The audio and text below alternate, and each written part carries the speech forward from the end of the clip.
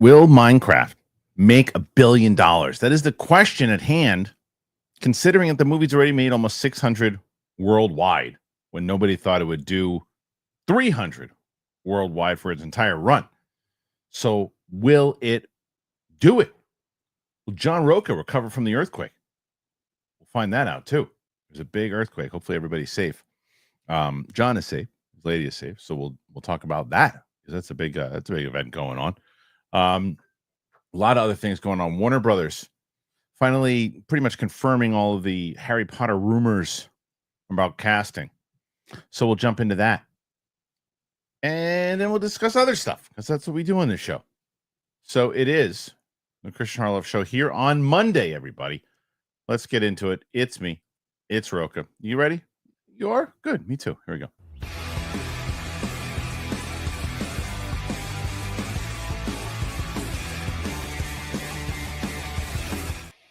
Welcome back. Welcome back to the show, everybody. It is Monday, and what a way to start the show today with a little bit of the shakes and John Rocha. Yeah, to deal with it, dude. Yeah, as I got a text from you, you're like earthquake, and I was like, wait, what? You're like 5.6 earthquake? What? Holy shit! And then there was some like 6 point, and I looked it up, and it was pretty crazy. So.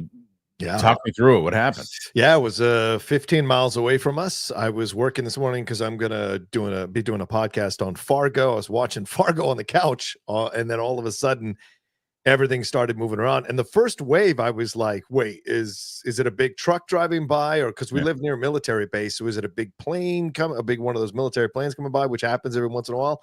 And then the second wave hit, and everything started to move, and so.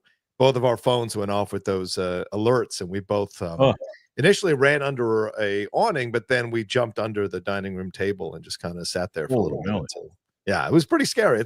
I haven't had one of those in a while, and you live in LA, you know this, Kristian. You get used to them, but the big ones do kind of shake you a little bit. Of course, that's Mother Nature saying, "Hey, check this out." You can't do anything about it. No matter what you want to do. It's scary. It's really scary. So, well, good. I'm glad you guys are safe, and hopefully that a lot of people are also. I haven't heard anything else about people not being safe, but we're following the situation, as they say. Yeah, for sure.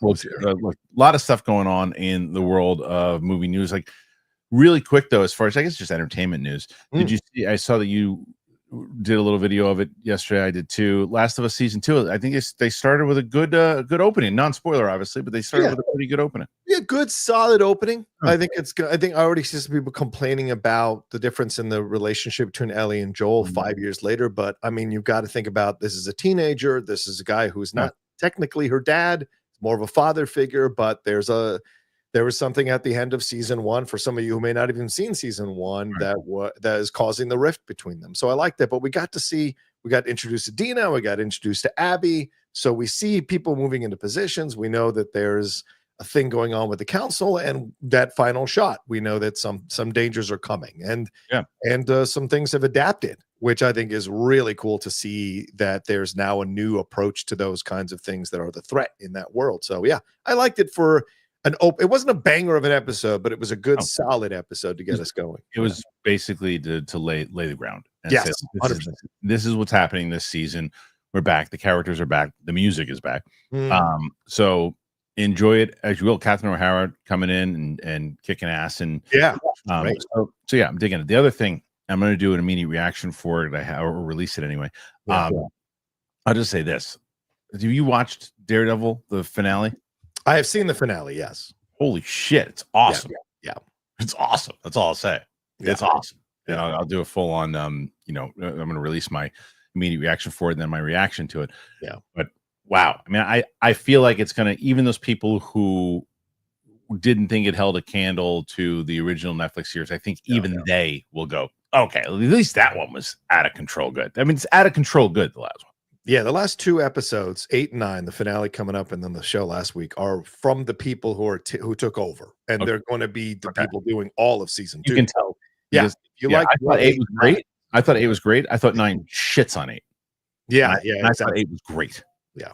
Anyway, I'll get more into it later. All right, a lot of stuff happened over the weekend, and the Minecraft movie did not stop. Yeah, look at that. And it did the popcorn getting thrown all over the place. So Warner Brothers Pictures Minecraft movie is well on its way to becoming the first of 2025 to hit that $1 billion mark. The video game adaptation, it has now pulled in 550.6 million globally after its second weekend of release, a total now standing at 281 million domestically and 269 million internationally. Film's gross has already overtaken Marvel's Captain America Brave New World, which in its 9th week stands at 410 million globally. In its second week, Minecraft pulled in 80.6 million domestically, down by 52%, and 79.6 million from 76 international markets, down by 45. The film is going strong in the UK, China, Germany, and Mexico.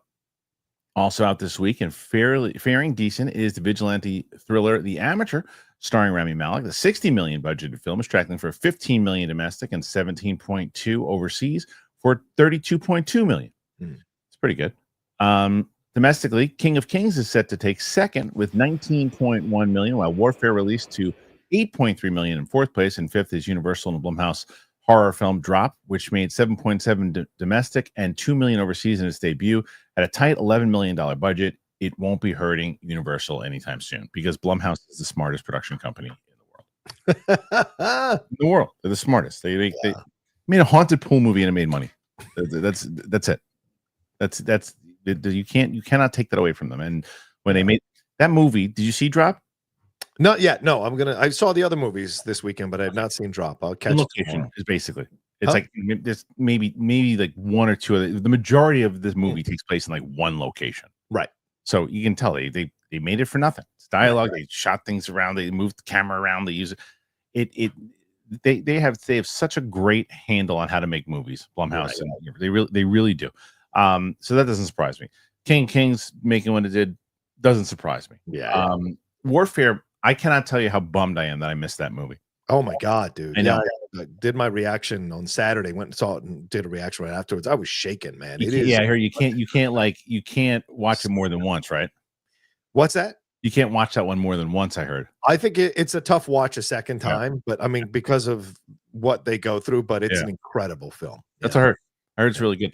And I was on my way. I saw Sinners earlier in the morning, and I was going to go. And what's that? I'm seeing that tonight. Okay. Yeah, you're going to enjoy it. So I was on my way, and then I had something I had to do at home, and I instead of continuing uptown, I just stopped at Penn Station and went home.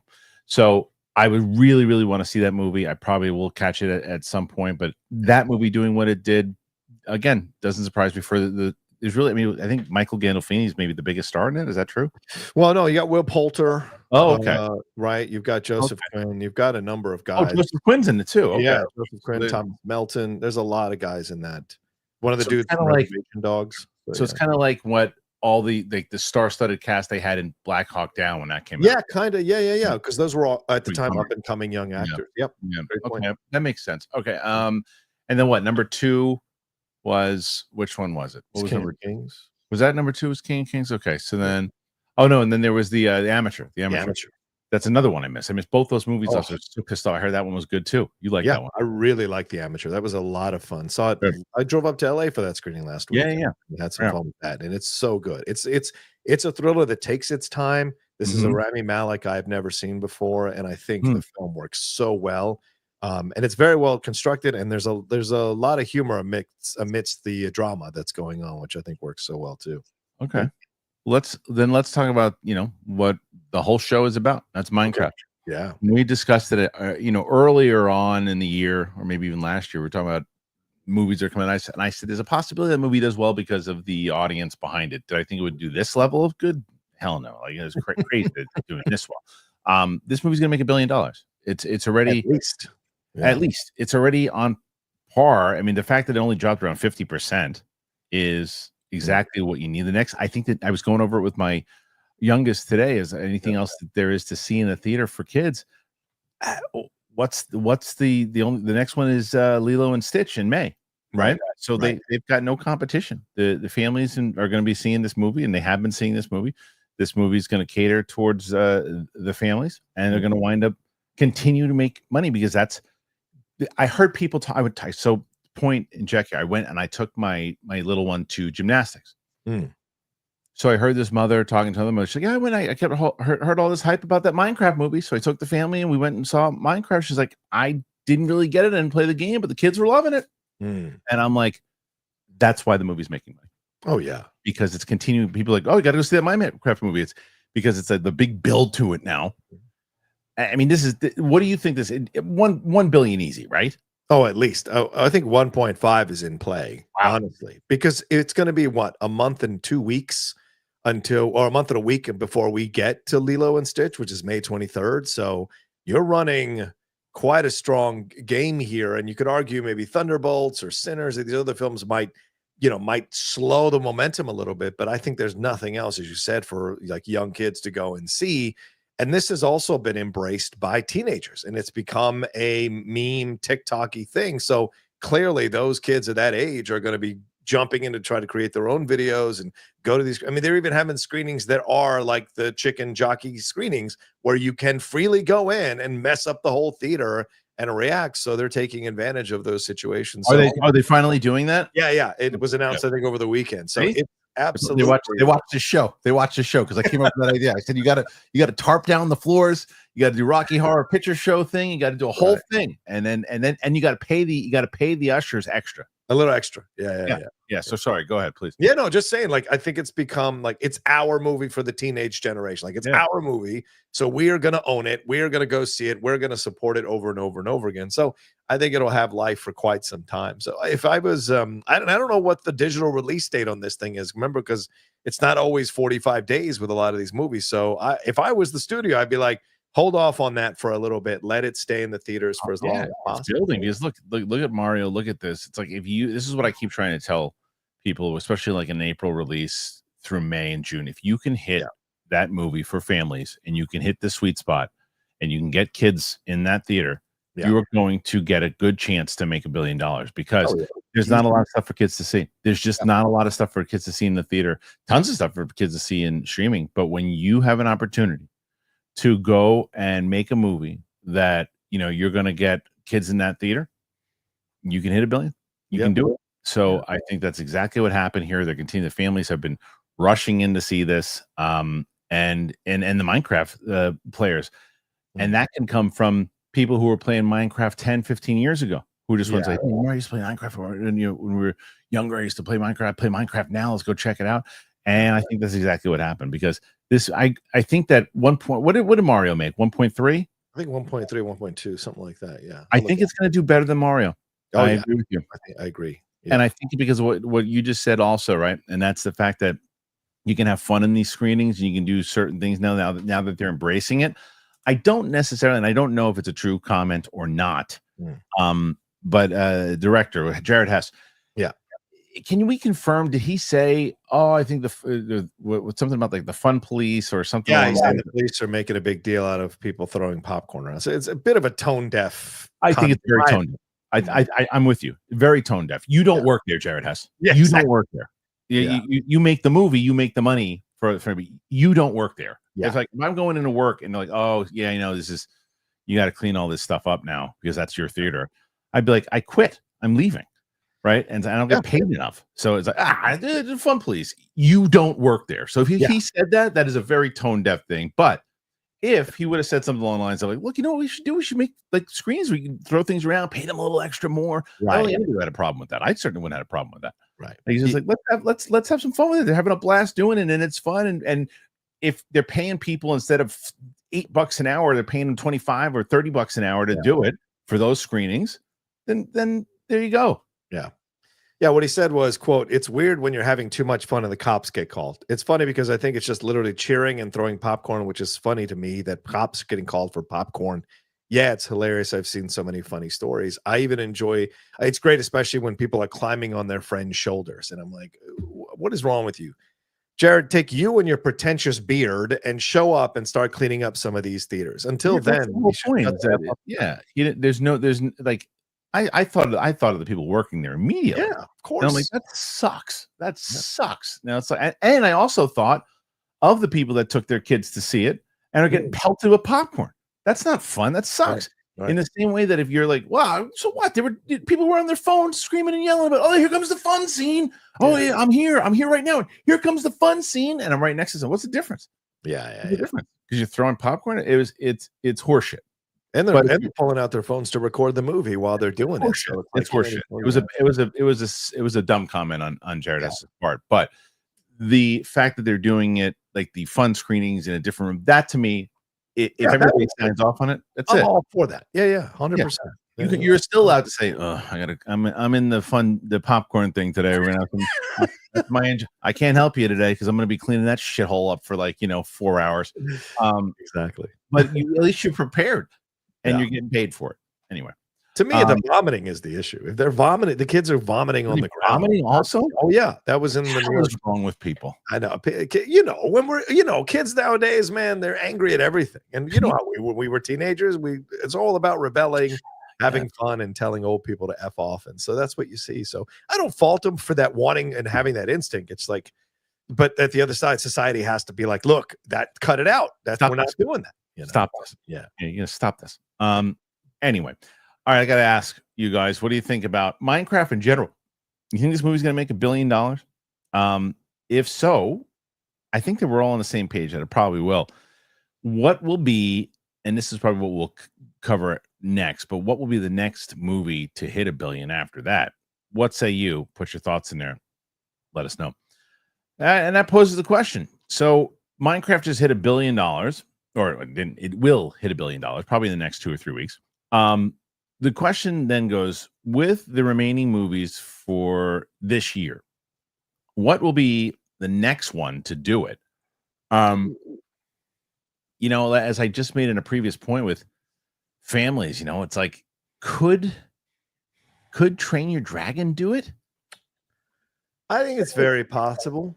People like that series a lot. People love that. I mean, if Mark Riley was here, he'd probably tell you 100% yes. He would love that series because he'd spend $1 billion on it. He would absolutely spend $1 billion on it. But yeah, I mean, I think that's probably the next one that has a shot at doing it. That's a family-friendly film. 100%. The only reason I think it won't, I think they're really doing it between the 600 to 800 range. The reason I don't think it will is because of what we were just talking about in the previous story. Is that this thing became an event? It became an event. And I think that the event portion of what it did, and people going to theaters, having fun and doing all that stuff, and the word of mouth that started to spread about how much fun it was. It's one of those things that just kind of happened, right? Because no one could have guessed that was going to be a thing. I don't think that makes $1 billion. I think Superman's got a shot. I think Avatar definitely makes $1 billion. Fantastic Four has a shot. I think if it's as good as Marvel thinks it is, I think it absolutely has a shot. Yes, but I don't think it does. If I was going to say the two guarantees that I'm slapping money down in Vegas, and not even guarantee. The one guarantee I'm going to do is Avatar. That's my guarantee. I feel like you can only bet one movie for the whole year. What is it? It's Avatar. Okay. My gamble is Superman. Okay. My gamble is Superman because if I leave going, I don't know. I can see that. I can see that happening. But I could also see myself going, that movie's going to make $1 billion. Yeah. You know what I mean? Like it really just depends on what happens afterward, like the magic behind it. Yeah. And if there's magic behind this movie, it makes $1 billion. So those are the two that I pick, and there could be more. What do you pick? I like Avatar. That's an easy bet because Cameron does billions on all of his movies now. Superman, I think, is a real possibility if it's good and all the negative but I mean, seeing the internet already arming up to go after this movie doesn't bode well for it, but we'll see. It may be an X-Men 97 situation where it's so good that it drowns out those voices, and so it makes $1 billion. I think Fantastic Four is in play. And I also think Jurassic World Rebirth is in play, right? Yes, I would bet on Jurassic World over Superman, to be honest with you. I want Superman to make $1 billion over Jurassic World, but yes, if I take it back. If Jurassic World's good, no, it doesn't have to be good. That's the difference. Superman needs to be good to make $1 billion.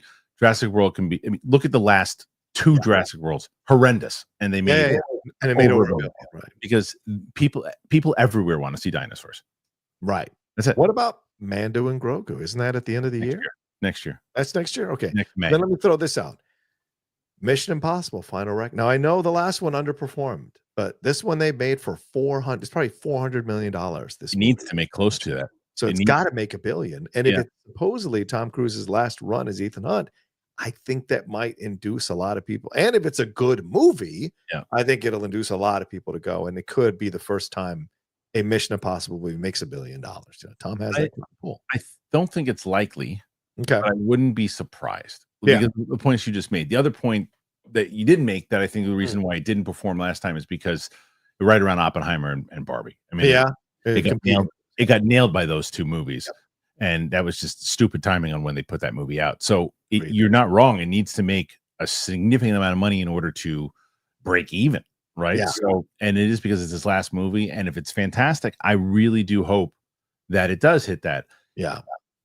But we're not living in 2018 anymore, you know, like where movies are hitting $1 billion left and right. Maybe the box office bounces back, and this year is one of those record breakers. The good news is that last year, I think, was Mario last year, or was it 2 years ago? Mario was 2 years ago. It was 2 years ago, because there was nothing last year until like June, because I think Inside Out 2 was the one that started it all, because we were I remember being on the show with you. The theater was in the shits, and because you had all those movies. It was If and Furiosa and something else that came out in May, and they all ate shit. And we're like, maybe people don't want to see movies. And then from June on, nobody was having that conversation. Yeah, and people were worried about Pixar because of Elemental, and they thought, well, even though it did eventually do $1 million, people were still worried about the reactions to the last few Pixar movies. And so, no, I don't think a lot of people expected it to make $1 billion, and then it did, and over $1 billion. So So there were two. But again, look at the two. Look another movie. Yeah, like I said beforehand, you can get those families and get those kids in the theater, and it's a good movie, and people are talking about it. And you got a good shot to make $1 billion. Let me throw out one more. Yeah, please. Possibly. I'm not saying it's going to happen. I'm saying it's in play.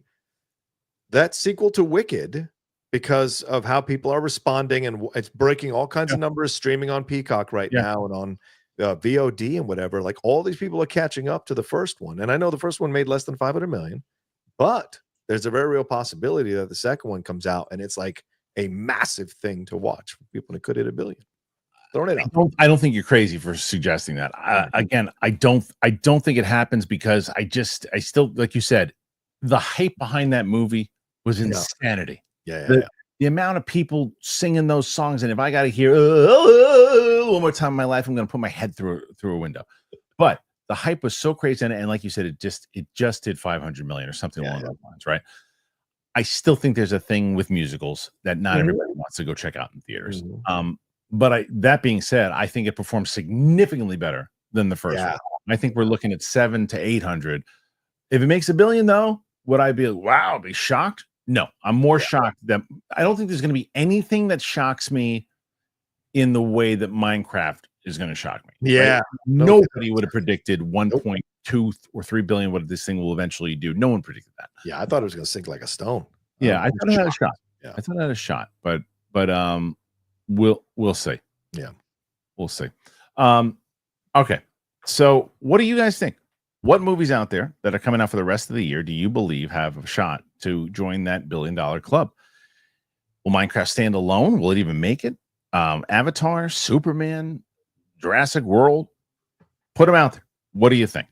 All right. Now, before we move on, this week, I got to tell you, man, we got some good ones here. And it's all about your finances. There's tons of stuff to talk about. I'm going to tell you about ACORNS. I'm going to tell you about KIKOFF. Both of them are beneficial, especially for ACORNS. If you have kids, you're going to really appreciate this. For your tax season, you don't want to hear about KIKOFF. Let's tell you about both of them. Here you go. It's kickoff time. What's that mean? It means the tax season is here, everybody. I know it's not the most exciting time. I get it. But it is a great opportunity to make some smart money moves. What is KIKOFF? They are the #1 credit building app in the App Store, and plans start at just $5 a month. There's no credit check. There's no hidden fees. There's no interest. For me, it's all about building my credit. I'm trying to get some stuff going this year with my family. It's why I moved. You got to build your credit. For KIKOFF, I heard about them. We found out about them. The way that works with sponsors is like, do you think this would be a right fit for your show? And I said, would it be ever? And it changed my credit quick, because if your credit is under 600, you could jump to like 84 points with on-time payments. It's a legit credit hack. It's got no catch. It's got no credit check. It's got no hidden fees, and it has no interest. It's simple. You make on-time payments. Credit bureau sees good behavior, which can mean that your credit grows fast. So the beauty of it is that you can start building credit right away with your first month free with our special tax season promo. With AutoPay, you never have to worry about missing a payment, so you can build credit in your sleep. You sign up in minutes from your phone. There's no credit check. You cancel any time. It's the #1 credit building app out there. It has over 10,000 positive reviews on the App Store, and 98% of them 5 stars. So tax season is the perfect time to take control of your financial future. For a limited time, get your first month free at getkickoff.com/Kristian. Do not wait. That is kickoff without the C. Get your first month free at KIKOFF.com/Kristian. So you must sign up via getkickoff.com/Kristian to activate this offer. Offer applies to new customers. First month only. Individual results may vary, subject to approval. Offer subject to change. Terms and conditions may apply. Kickoff credit score starts at $5 a month for 12 months. Average first year credit score impact of plus 84 points. Vantage score 3.0 between January 2023 and January 2024 for Kickoff credit account users who started with a score below 600, who paid on time and had no delinquencies or collections added to their credit profile during the period. Late payments may negatively impact your credit score. I have 2 kids. I have a 7-year-old and a 13-year-old, and they're both learning about money. And for me, I'm always trying to teach them to be responsible with money. Because where do you think kids learn the most about money? Is it their parents, their teachers, or Taylor Swift? No, it's not Taylor Swift. 81% of their kids say parents. 81%. I wish I learned that kind of stuff when I was younger. My dad taught me. I didn't listen as much. I didn't have this kind of idea. And that's what ACORNS does. This episode is sponsored by ACORNS Early. April is Financial Literacy Month, the perfect time to start teaching your kids the value of money, and ACORNS Early make it easy with their smart money app and debit card for kids. ACORNS Early Chores Tracker teaches the kids how hard work does pay off. It sets up tasks in the app, it sets a payment amount, and you tick off the chore when it's done. Easy. Saving goals help kids turn saving into a habit. They can even choose their own target dates and turn on their optional autosave feature to help them get there. It's great because kids need a sense of independence, and they get it when they're spending what they earn with their very own debit card, and they get to choose from 35 plus customizable and designs. Kids can build up their money knowledge and their confidence with bite-sized financial lessons. And the best part is parents can keep track of where and when the kids are spending. You get real-time spend notifications, set your kids' spending limits, and instantly block lost or stolen cards.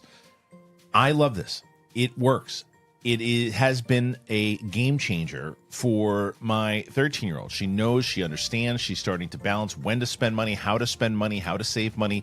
It has worked. So if you're ready to help your kids grow money skills that'll last a lifetime, head on over to acornsearly.com/Kristian or download the ACORNS Early app to get started. Sign up now and your first month is on us. ACORNS Early card is issued by Community Federal Savings Bank, member FDIC, pursuant to license by MasterCard International.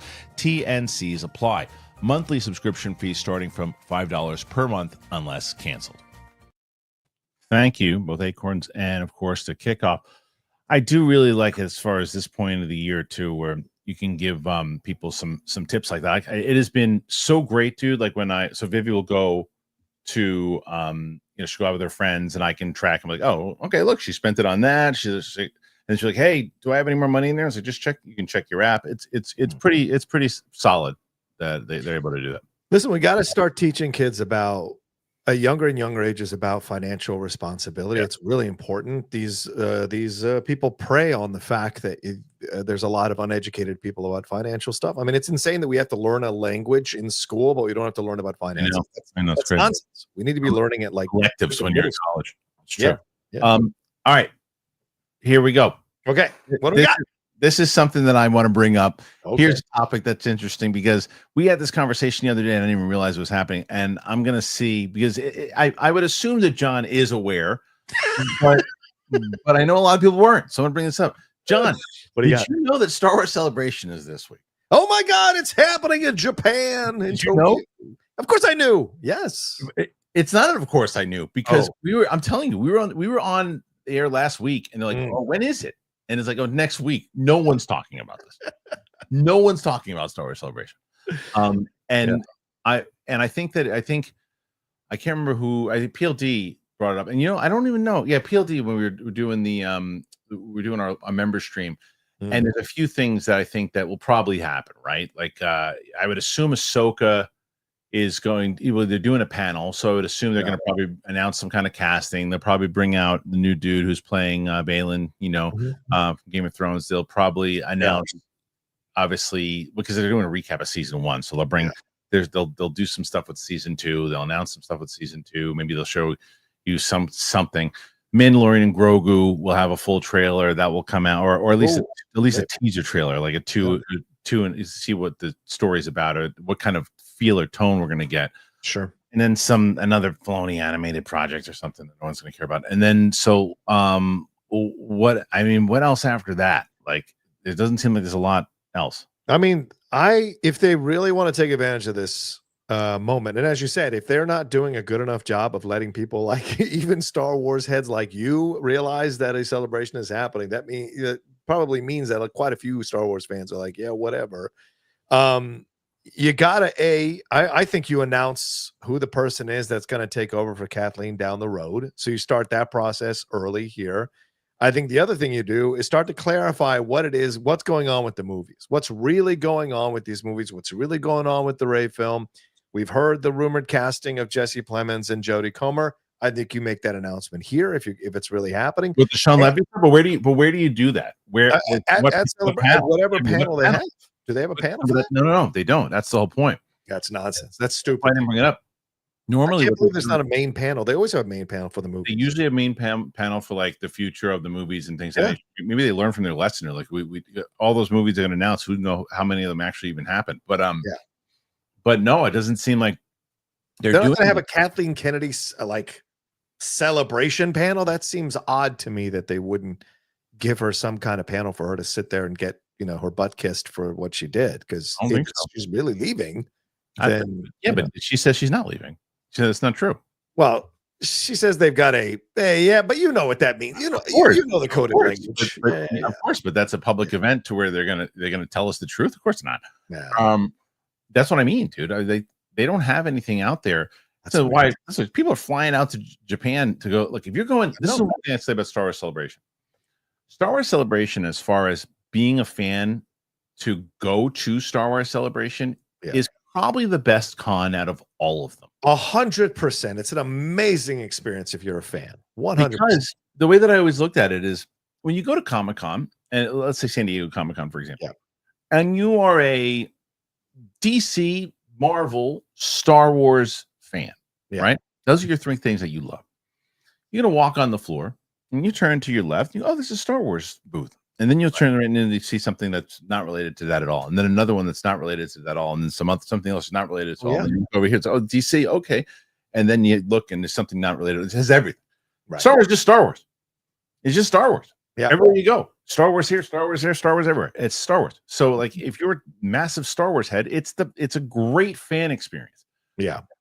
It is lackluster recently when it comes to what Comic-Cons have been known for in the business for news, for delivery. That's the thing that we're going to be talking about. And it's going to be big nothing burger as far as you think for news. Nothing. The only news you're going to, like I said, you're going to get. Everyone will be talking, and this is what they want. Everyone will be talking about Mandalorian and Grogu, the trailer. That's on Friday. Yeah, that's Friday. That trailer will drop on Friday, the 2-minute teaser. Yeah. Everyone will be discussing that. And that's what they need. That's what they want right now. Right. The Sean Levy stuff and other things, I just don't think it happens. Yeah, you've got an Andor panel on Saturday, an Ahsoka panel on Saturday, a screening of the Siege of Mandalore. Yeah, and on Sunday it's Visions and animation. I mean, the only place it seems that you would announce any kind of film stuff would have to be the Mando and Grogu panel. If you're going to do it, because no other panel of the main panels lends themselves to a feature film conversation. None of them. So yeah. Interesting. If someone said they don't think they're going to release a trailer. If you do a panel for Mandalorian and Grogu, and you don't release a 2-minute trailer, then somebody should be fired. That's if you don't do a 2-minute like a 2-minute teaser, you don't release that, then someone should be fired. There's now a 5-minute like full on story trailer. Then I agree. Then I don't think they're going to do that either. I think they'll probably do something like 2 minutes. This is it. This is coming out next year. It's almost like about a year before the movie will be coming out. They usually always put a teaser out about a year beforehand. Yeah, for sure. So I don't know, man. I just don't. As far as Mandalorian and Grogu, then like, oh yeah, by the way, we're also doing this movie, and here's Sean Levy. It's like, what? Like, you know how much of a bummer that would be if I'm Jon Favreau. I'm like, I don't want people talking about Sean Levy's movie. I'm talking about my movie. It's a fair point, and it's only an hour-long panel. So I said this. I think I don't know what it was on air or if it was on the member stream, but like it's going to be the same thing you always get at Star Wars Celebration when it comes to the panels. And it's not just a Star Wars Celebration thing. It's a Comic-Con, everything. I cannot stand the way that they run panels. It's just like, here comes the host with some bad jokes. Here comes some stuff. And then and here's a cast member. Yay, inside jokes. Hooray, inside jokes. Okay, here's a screenshot. Ooh. And there's this. Ooh. And then we're going to show you in the last 56 minutes. Here's the teaser. Woo! Guess what? You want to see it again? Oh, let's play it again. That's the whole thing. And that's what they're going to do. And again, if you're in the room, that's fun. But if you're not, it's the same old same. I know we're just getting old, is what it is. True. We're getting tired of being at these panels. They're so exhausting, and we've seen the same thing over and over and over again. But it's also the magic's gone. The magic's gone. I know. And we see the hosts who are all trying to advance their careers by hosting these things and getting into their jokesy jokes and all of that. And we've seen it all. Like, we've seen behind the curtain too many times that I think for us, it's like not that big of a deal unless they're making massive announcements, It's true. And it's the same way. Like, I think that Marvel still, even though they've been on like a up and down, right? Yeah. They still do the best panels. Oh, like, yeah. Even the panel 2-3 years ago at Comic-Con, they did another great panel. They know how to run a panel. They do it in the right way. It was bad. That it was, like you said, it was in a downturn. They still had an awesome panel. It's a different rhythm. They just have a good rhythm to it. And I think that Star Wars just kind of rests on the laurels of, well, it's Star Wars, and the magic is gone. The magic's just not there anymore to do that anymore. In 2015, you could do that all day long. Yeah, it's Star Wars. People are losing their minds about no matter what you're going to do. You show a screenshot of or a photo or an image or whatever it might be. People are going to lose their minds. Now it's like, that's it. What do you got? And how do we even know that's going to happen? There's this incredible thing, because I was reading this morning. I actually just thought of it as you're talking now, Kristian. I was reading this morning how Triple H on the WWE is coming after the fans online and What's all he this. doing? We don't need to listen to the fans. The fans are a small community. They don't know what they're talking about. It's just noise. Celebration is this Friday. WrestleMania is this weekend, and literally no one is talking about it. No one. And so not the way they were last year. You can compare the two things. Yeah. And you can say both of them are stuck in this idea that the loss of loudness around their product doesn't have anything to do with them, but it actually does. And now they're both being defiant in their own way, Star Wars and WWE, that they're just going to keep doing that. You know what? Because people still show up to our stuff. Therefore, we're doing fine. And it's like, no, that's not actually the truth, So. Yeah, I mean, it's funny. We'll discuss WrestleMania in a second, but I think that for Celebration, this is going to be telling to see how they're going to do this. Yeah, and it is also makes me like, I was never going to go to Japan for it. I want to go to Japan. I mean, as in Japan in general, but I was never going to go for Celebration. It makes me realize, because if there's like, okay, there's a lot of news for work wise that it would have been beneficial for you to do this. It won't be. I think next year will probably be a big one, whether it's Anaheim or whatever it might be, because you get to start kind of building those things out. Yeah. Maybe they'll get the shit together. Who the hell knows? But we'll see. Celebration. Are we in the minority? Or are you actually really excited for it? The way that people used to be. I remember people used to be covering it and talking about it every single day, the lead up to Celebration. I don't even know if we're going to cover it on this show until it's when does it start? When does it start? It starts Friday or Thursday. This right, Thursday or Friday, whenever it starts, we'll talk about it. So there you go. So put your thoughts in there. Let us know whenever this thing starts. Are you going to be watching it? Put your comments in there. Let us know. All right, listen, we're going to go and we're going to just. Sorry, it's Friday. Yeah, Friday, Saturday, Friday? Sunday. That's it. That's it. We're going to open up with them. Okay. All right. Another thing that John mentioned earlier is that WrestleMania is right around the corner. Yeah. And not a lot of people are talking about it. The hype wasn't as big this year as it was last year, even though they're trying to do that with the John Cena. It hasn't played to that kind of mainstream media the way that last year's did with Roman Reigns and Cody and all the build up to it. It doesn't seem that kind of big build. I would say, John, the only ones I'm interested in seeing so far are the Cody versus Cody versus Cena. Yeah. Punk triple threat with Reigns and Rollins. Yeah. The Braun Breaker match, because Braun Breaker's in it. He's electric, that dude. Madman. Yeah. And what am I missing? Uh, Charlotte Flair versus Tiffany now, because I want to see what the hell happens with that train wreck. Train wreck. Yeah. So those are the only 4 matches I really care about. If I fell asleep and didn't wake up to watching those other matches, I don't think I would care. None of the other buildups have been good. You know how I feel about the heavyweight championship match. You might as well have that in my parking lot here from my office. No one. Even the triple that Rhea Ripley is one of your biggest stars, and nobody cares about that match. Yeah.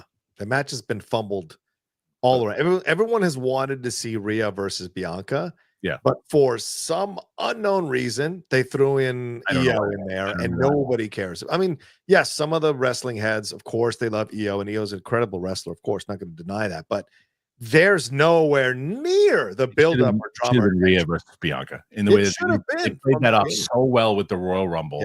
Yeah. And it's so they just didn't do it right. In the immortal words of Kristian Harloff, this is what I think of WrestleMania. It's basically what it is. But there have been. I'm going to cover it, but I still think it's a bit of. There have been WrestleManias with shit cards on paper. True. That have turned out to be good. What I will tell you also is this. Yeah. If I'm going into that match, that heavyweight title match, and somehow Jey Uso becomes good on the microphone, and then they start actually have this match where it's not just, and then he kicks him, and then he jumps, and then he does this, and then he kicks him. And then he jumps and then super kick, and then he super kicks, and then he jumps, and then he super kicks. If that changes, and Gunther can actually, carry that match also, and it just make it, oh my God, like really, okay, that was a deserved match. Right. I'll say it the next day on air with you. I'll be like, okay, look at this. Yeah. Boy, was I wrong.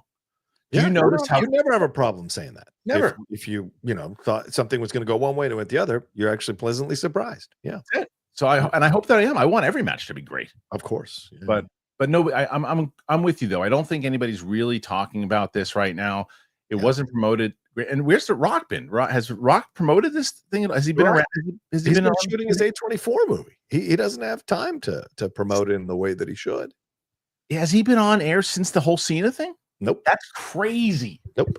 That's crazy. I know. I told you from the beginning this heel turn was going to be dog shit, and it's been dog shit, and it's been dog shit from the beginning to now. It'll be dog crap when we get there and they pull whatever they pull. It's terrible. And this is the Netflix endeavoring part. Endeavor and Netflix are destroying the WWE with this populist approach, this star approach, and they are not doing a good job on the creative side of things of building these wrestlers up, building these matchups up as consistently. Yes, there are some they're good at doing, like the Punk, Reigns, and Rollins thing, but that's also dealing with the cream of the crop of these three guys who know what to do in that. Where you give them a phone book, they'll know what to do.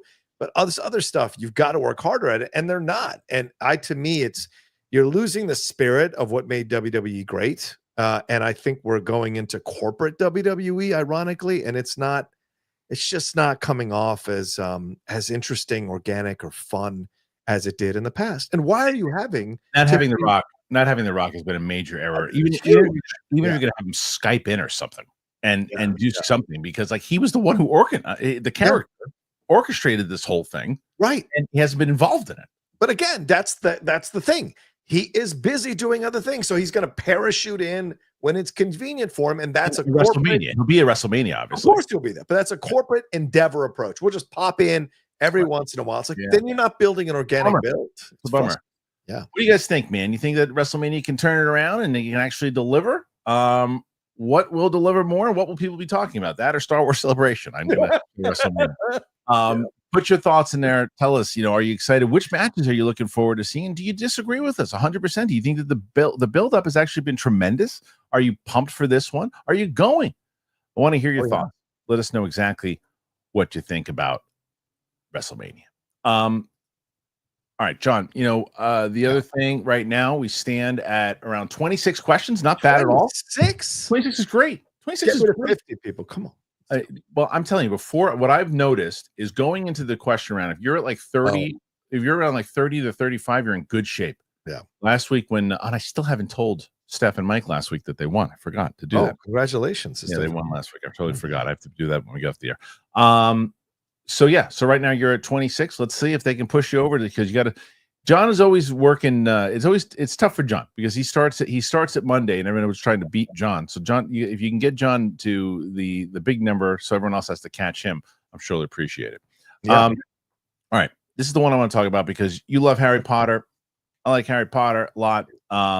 And now we finally got some confirmations here. Yeah. HBO is confirming that the Harry Potter TV shows, here are some of those adult roles. HBO has finally officially confirmed the 6 adult cast, the core of its upcoming HBO TV series based on J.K. Rowling's Harry Potter fantasy novels. Pretty much all the names reported so far have now officially been said, with Emmy winner John Lithgow as Headmaster Albus Dumbledore, Oscar nominee Janet McTeer as Transfiguration Professor Minerva McGonagall, and Papa Assidiu as Potions Professor Severus Snape. Also confirmed from a previous report is Nick Frost as Hogwarts gamekeeper Rubeus Hagrid. That's great casting, by the way.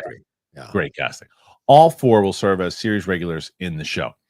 Newly revealed are stage actor Luke Thallon as the first season's defense against the dark arts professor Quirrell Quirrell, while Paul Whitehouse landed the role of caretaker Argus Filch. Both are recurring roles. Previous HBO remained steadfastly silent on confirming any casting reports for the film, though Lithgow had previously been fairly candid about his casting and indicated it might be the last role he plays, as a 79-year-old is committed to the decade-long plan for the show. Notably not confirmed or even rumored yet are the core quarter of child stars playing Henry, Ron, Hermione, and Draco, or any of the supporting child talent. The team has been viewing between 500 and 1,000 auditions per day. Ow. Yeah. Francesca Gardner, showrunner and executive producer, and Mark Mylod, the director of multiple episodes and executive producer, say in a statement, "We're delighted to have some extraordinary talent on board, and we can't wait to see them bring these beloved characters to new life." Yeah. Yeah. I never in a million years thought that I would say the following words. Go ahead. I don't think John Lithgow is the right guy for this. Wow. I love John Lithgow. He's one of my favorite actors of all time. It has nothing to do with casting. He's going to be brilliant as Dumbledore. Sure. He's 79 years old and there's 10 years to go. There's 10 years to go. 79 years old. And I'm not talking about just life, being alive. I hope he makes it to his 110. Sure. When you get to be 79 years old, 80 years old, each year is like dog years. Yeah. Like dog years. I've seen around people that I love now, and like every year you just get older and older and older. And especially you're working all the time. It's a lot, man. Yeah. It's a lot. Richard Harris, love Richard Harris. Yeah. I wish I could have done at least 3 more films. Like it didn't happen. We got a good replacement for sure, but that's tough. And I know Rylance was the guy that they wanted, and then there's personal problems. I think his wife passed, and there was personal problems and things. So I get it. I love Lithgow, and I'm not going to be like, oh, I don't believe him as Dumbledore. Of course I am. He's going to be amazing. Right. He's the best. But I think that on a casting choice, 79 years old for a 10-year show. What do you think? I don't know. Betty White kicked around till she was almost 100. So you just never know.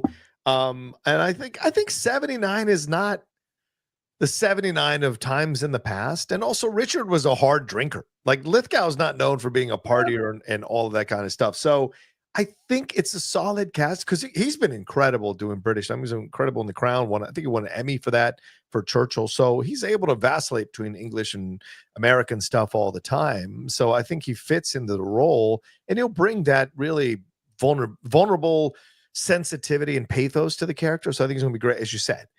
The concern of the age, I think, is a fair concern. I saw some people go, "Oh, it's ageist." No, you can have the conversation. Grow up. And I think it is a concern, but I like it, and I think he'll make it through the 10 years. And I have a feeling I sure hope so. Shoot his scenes, like all of his scenes, possibly, like ahead of time, so that they avoid any kind of issues there. Yeah, he does it too. I mean, 79 is, and like I said, it's nothing to do with death. It's just a matter of exhaustion. Right, exhaustion. I'm tired now. Yeah, I know you are. And it's like, yeah, and it's like, it's a lot. It's a lot. I love him, but it's a lot. As far as the other casting goes, let's see. I love the Frost. It's a great choice. Oh, great. I don't know. Everyone else, I don't really necessarily know everybody, so we'll see if they fit the role. They fit the role. We'll see how it plays. But yeah, I think Janet McTeer is a great choice to take over for Minerva Montague for what the lady from The Crown did, lady from Downton Abbey. Yeah, Maggie. She's perfect. She has the same relative energy and a nice steeliness to her as an actress. I've always enjoyed her. So she was great in the second season of The Old Man. She was Lithgow's wife in that, ironically. So her first wife. And then bringing in Papa Isidou is going to be a lot of fun to see what happens here, because he's a very, very solid actor. And a lot of people bringing up, well, what is it going to mean that he's being bullied by Harry's dad? How is that going to play if that's what they go? And so there's a lot of interesting concepts because he's black, man. Because he's black. And so people are like already losing their minds. I'm like, this is actually exciting creatively. What can you do to make this work? How are you going to adjust the story? So for me, I'm 100% on board with this because I want to see what they do with it. And he's an incredible actor. So don't give me this. They didn't cast the right actor. Here's the question. I know you well enough that I know the answer is yes, but I just want to ask this anyway, though, too. Sure. Because I don't know him. My Bill would be an absolutely incredible actor. And after the first episode, I say to you, great choice, first name. I see exactly what he's doing. Perfect, right? The question I have for people, though, too, is, and this is more so for, I guess, the left side of the aisle, too, right, is that if he's not good, let's say he's a bad actor. Okay. I know you would say, I know you would say, look, the performance is not good. It's not good. Don't you think a lot of people won't?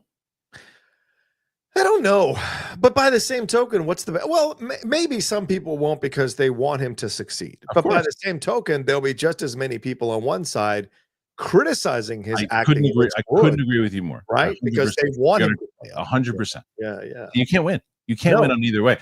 So my fingers crossed is that the guy is just so damn good, because it doesn't matter if you're black, white, Chinese, Latino. You're still following in the footsteps of someone. Of Alan Rickman. 100%. So you're following in the footsteps of Alan Rickman. So that's not an easy job for anybody. Right. Anybody. Doesn't matter. So but I mean, he's a classically trained Shakespearean actor. He was in that I May Destroy You series that was on HBO that was very beloved. Gangs of London. He's awesome in Gangs of London if you're not watching that series. And he was just in Black Doves, in a couple episodes of Black Doves, that good Keira Knightley show. So the guy has a lot of experience. He's a very, very good actor in multiple types of shows. So, but not a lot of theatrical features where he is really the focus. So that's this good, is though. Going to be a step up. And that's good, though, also because if you don't know him and this is his kind of coming out party of going, well, who's that? Sure. You're gonna recognize him as Snape, and you're gonna go, whoa, because I always use Katie Sackhoff an example here, right? The pushback that she got and this is back in 2000, when it wasn't woke everything, people screaming about woke everything. It was this is 2002. People were pissed that a woman was going to be Starbuck, pissed until they saw her. Yeah, until they saw her and they saw her, like, oh, okay, and it went away really fast.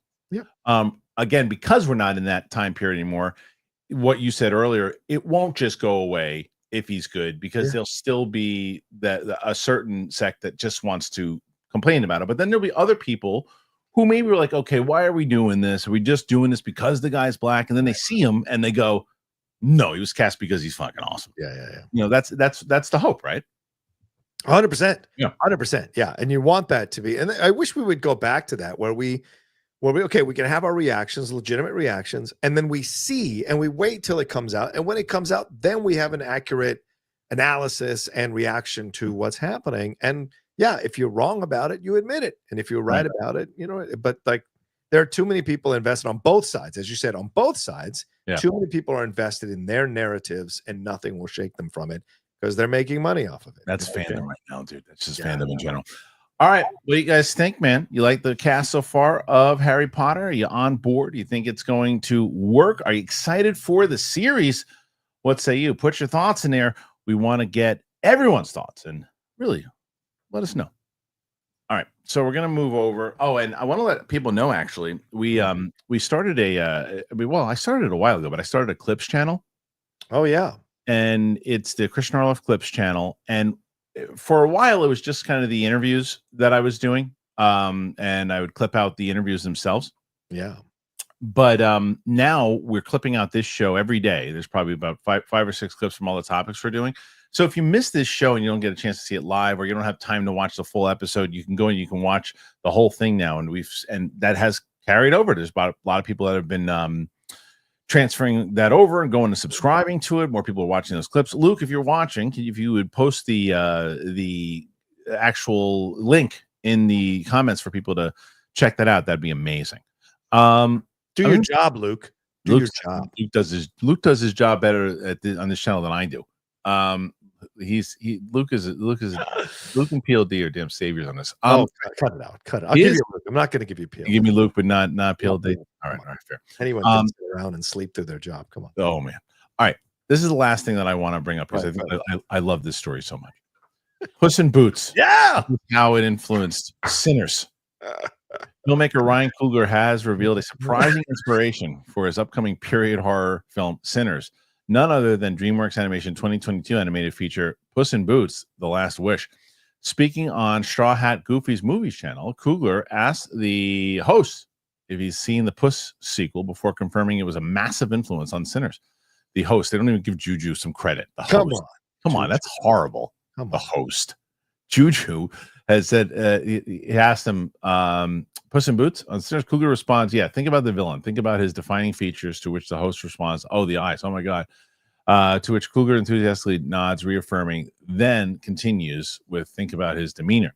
He adds that his go-to-board artist, Luis Gonzalez, worked at Pixar for almost 20 years, and on other films like The Iron Giant, Gonzalez reportedly boarded around 80% of Sinners, making nearly 5 times its budget at the box office after a slow start. Puss in Boots: The Last Wish received acclaim upon release as one of the best works to come out of DreamWorks Animation with a 95%.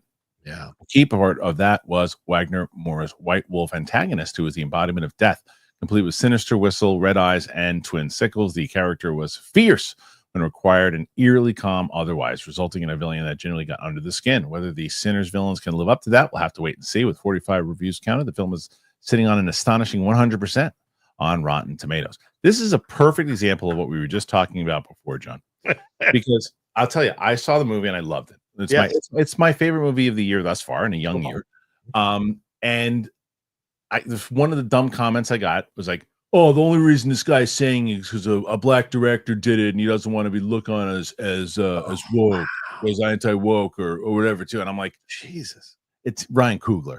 The guy is, it's such a good movie. It's such a good movie. And the way Ryan Coogler does this entire thing, from the music being a character, and now that I hear this quote, I can definitely see it.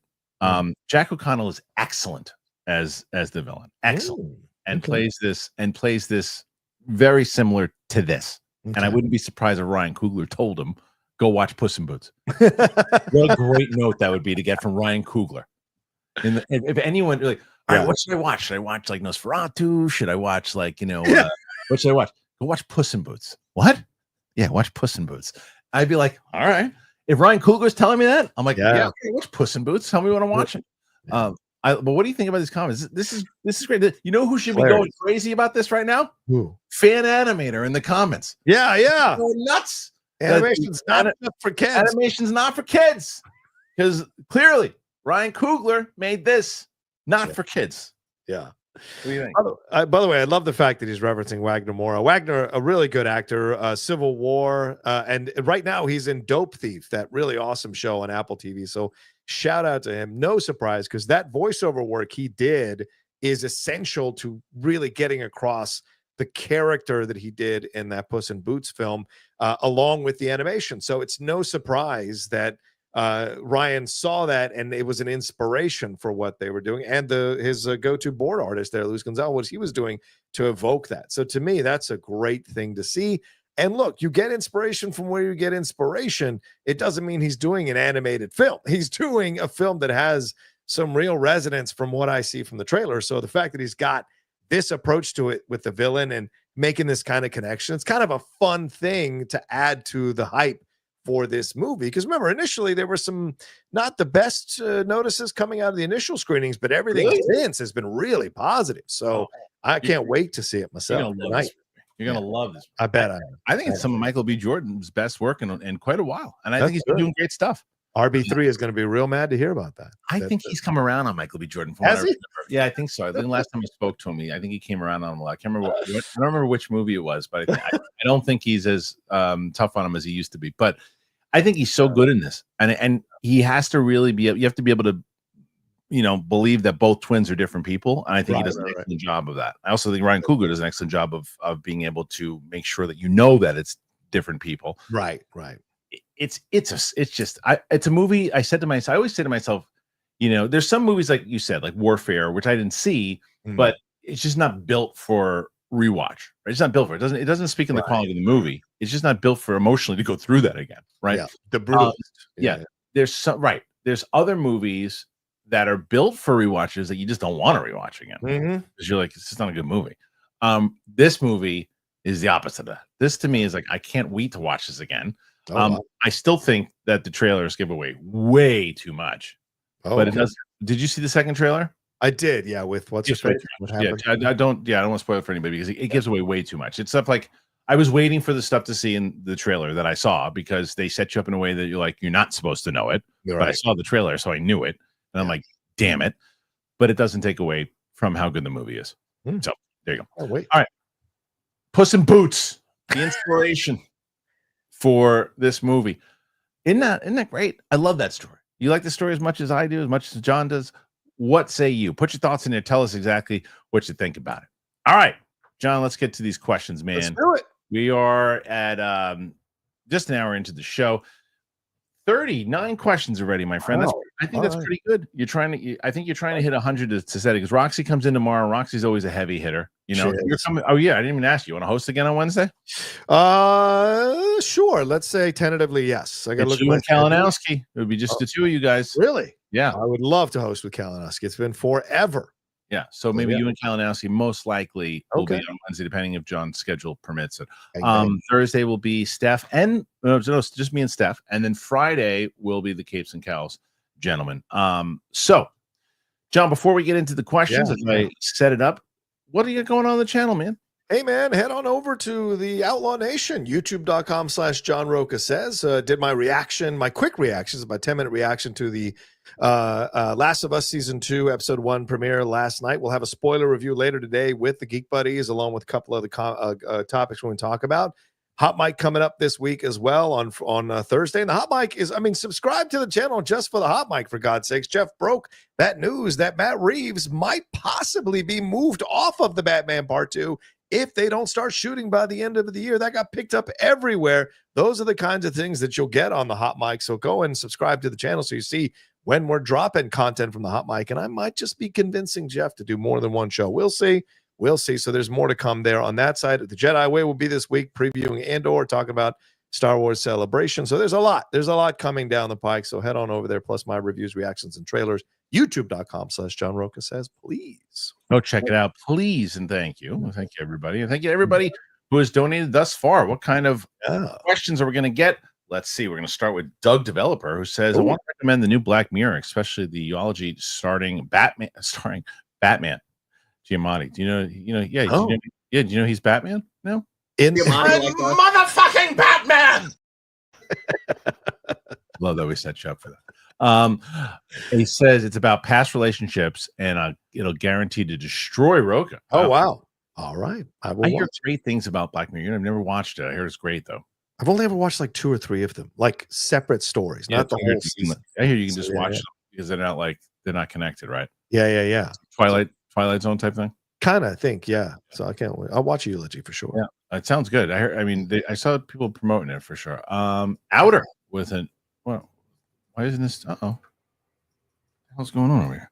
Oh, There we go. there we go. Okay. Outer becomes a new member. Thank you, Outer. We got a bunch of new members, and I'm going to be doing finally this week because last week and I was in the city on my day where I usually post all the reactions unedited. But I'll be able to do it this week for sure. Cool. Hank Pym, yeet. It's Mania week, boys, and my shorts are getting tighter. Top 3 matches that you guys are looking forward to. For me, it's the 2 triple threats and Tiffy time.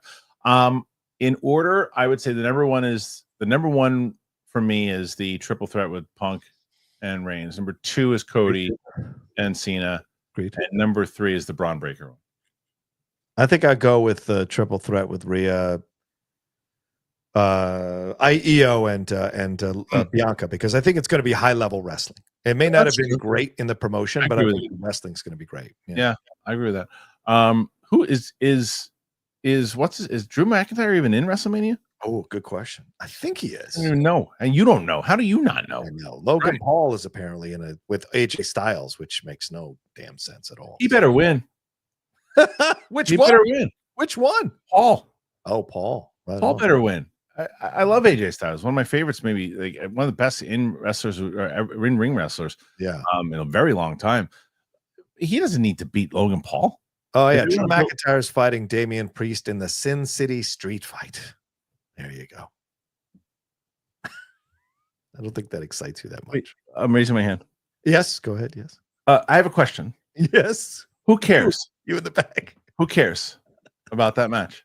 Who cares? Damian Priest and Drew McIntyre. I think Right. that's about Who it. cares?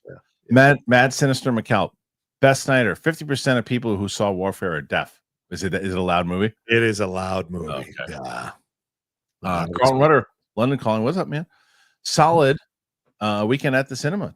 Drop followed by The Amateur. This week, Warfare with the Accountant 2. I am seeing Accountant 2 tomorrow, and I could not be more excited. Yeah. Matt Serra is having Gavin O'Connor on the show. That's It'll great. appear next week. I'm so excited for that film. I can't believe I didn't put that in my anticipated movies. I want to go back and look at what my anticipated movies were, and that should have been there. That should have been for sure. But yes, thank you, Carlton. Yeah, the movies are starting to pick up, and then we got Thunderbolts. Thunderbolts very soon. Yeah, very I soon. haven't gotten my invite yet, but I hope it's coming. No, it'll be coming soon. It hasn't come yet. Mark Long, he's Caucasian. Yeah, a white guy, mustache, about 5'10". That's an awfully big mustache.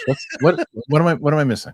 What's that from? Is that from Monopoly? It might be Police Squad. Yeah, I don't know. Maybe, or maybe it's Val and Kiss Kiss Bang Bang. I think it might be. Is it? Maybe. But it now makes me sad that I don't know it. Mike Joyce, Kristian, after seeing Warfare, I have a feeling your Cosmo Jarvis impression will go from "Where is my boat" to "Where is my medevac?" My boat. Don't ruin things. Is he in the movie? Yeah, he's in the movie. Plays a big part in the film. Oh, okay, I love that guy. He's great. Where's my boat?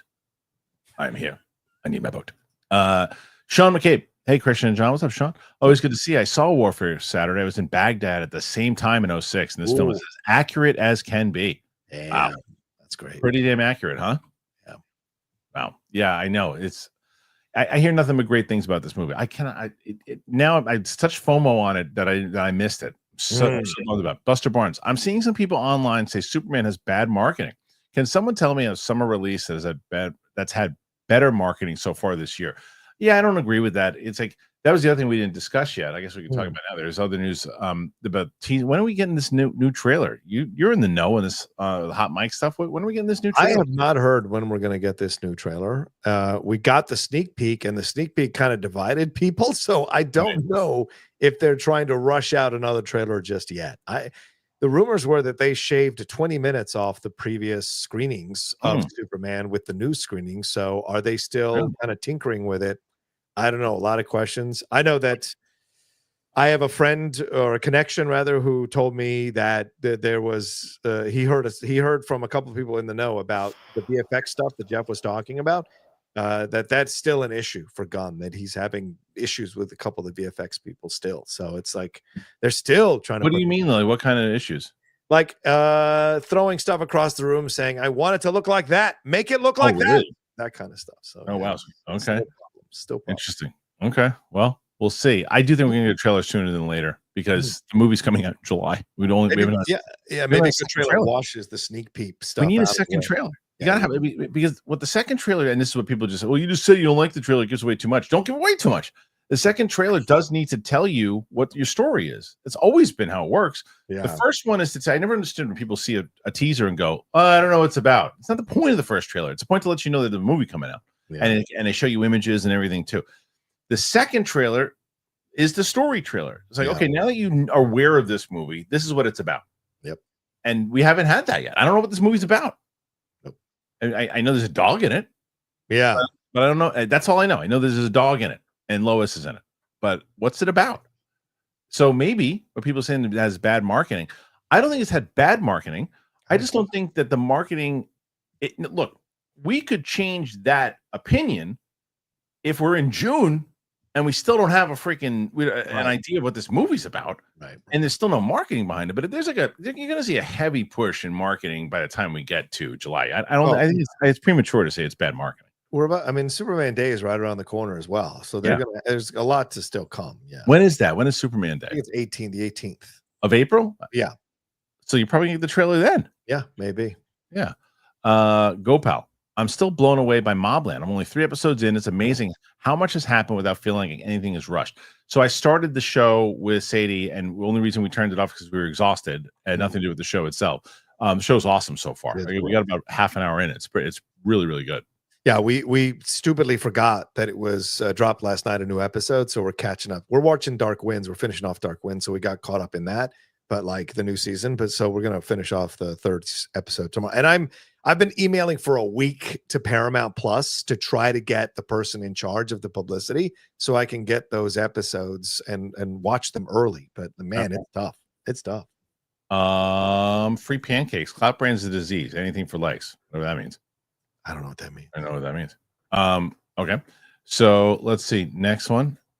And that is going to be from our good friend Stall for Time. Gopal. There we go. I saw Y2K on Max over the weekend and found it fun. It's not great. And I'd rather someone other than Fred Durst, but I love the music, and it was nice that the kid from Metal Lord's got another lead. Which one is that? Is that the one with Rachel Zegler. Oh, okay. Yes. I was very lucky. I got a chance to interview Kyle Mooney and the other co-director on the film on my channel just a few weeks ago, and they were very fun. Great interview. It's on there if you want to watch it. And yeah, the film is fine. The film is fun. It's not great. It's not really a well-constructed film. It's just fun. So if you want to watch something that reminds you of being a 2000s kid when the thing changed over, then definitely watch it. It's worth it on Max. Okay. Yeah, I heard some interesting stuff about it. Derek the Dullard. I effing hope it doesn't make 1 billion. Depressing. Yeah, well, you're gonna be depressed because it's gonna make $1 billion. It's definitely gonna make $1 billion. Let's see. Next one. Thank you again for everybody who is donating and asking questions. Gopal, they had a Edwin McCain needle drop, which is fitting because I don't think I've ever heard that song since '99. Was that in Mobland? Yeah, I know. I think it was in Y2K. Oh, okay. Because it was that changeover. Oh, I see. Yeah. 47 right now, John. With Thank you. 5 minutes left. Doing well.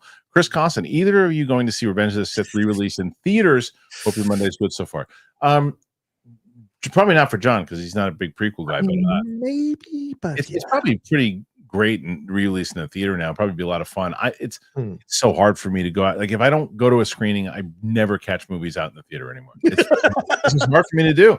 Even harder now in New York than it was in LA because there's a couple different theaters over here that are okay, but like it's usually the city ones that I'll go to. That's it. Sometimes I go and it's the land of the Walking Dead, and so sometimes that really kind of unsettles me when I go to theaters because people are coughing or talking or whatever. So even this Saturday, I had to drag myself to Warfare. But I'm glad I did because it was a really good watch. Okay, good. I'm glad that you had a good time at least. That was a good movie. I'm glad it was a good movie. Mike Joyce, thoughts on John Hamm's career post Mad Men? Even though I liked him on Saturday Night Live, it feels like he tries too hard to be funny. I don't know. I think he's pretty funny. I think, and I didn't watch his new show. My wife started watching the show on Your Friends Apple. and Neighbors, the new one. Yeah, is it good? Yeah, I hear it's good. I haven't Okay. watched it yet. And it's Yeah, Apple, so yeah, no, I think he's pretty damn good, and I actually do think he's pretty funny. And he doesn't. I don't agree with the trying too hard to be funny thing. No, I mean Landman. He was not trying to be funny in Landman. He was excellent in Landman. So Yeah. I think Brad interviewed him recently. Brad Gilmore had a nice interview with him recently, and like when he laid out the stuff John's been doing over the last few years, he's really been moving up the chain. And He was excellent in Bridesmaids too, by the way. yes, very funny. Nathan Drake, Cosmo Jarvis was also in Warfare, but he was great. But I'm thinking about was Christian's impression. When you see me, I will be on my boat. On my boat. That's it. On the boat. Bobby Jackson. What's up, Bobby? Hey, John, I love how you break down TV shows. Do you rewatch episodes, and how long does it take?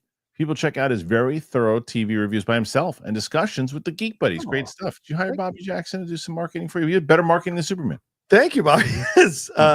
No, I do the rewatch for the reviews, but not for the immediate reactions like Kristian does. His reactions. I mean, you just got to be pure. And you and I have been doing this for a while. Kristian obviously way longer than me, so he's much more incisive in what he does. But I just free form talk about the stuff, and things pop up, and But I appreciate it, Bobby. It's very kind of you. Thank you. We worked hard on those.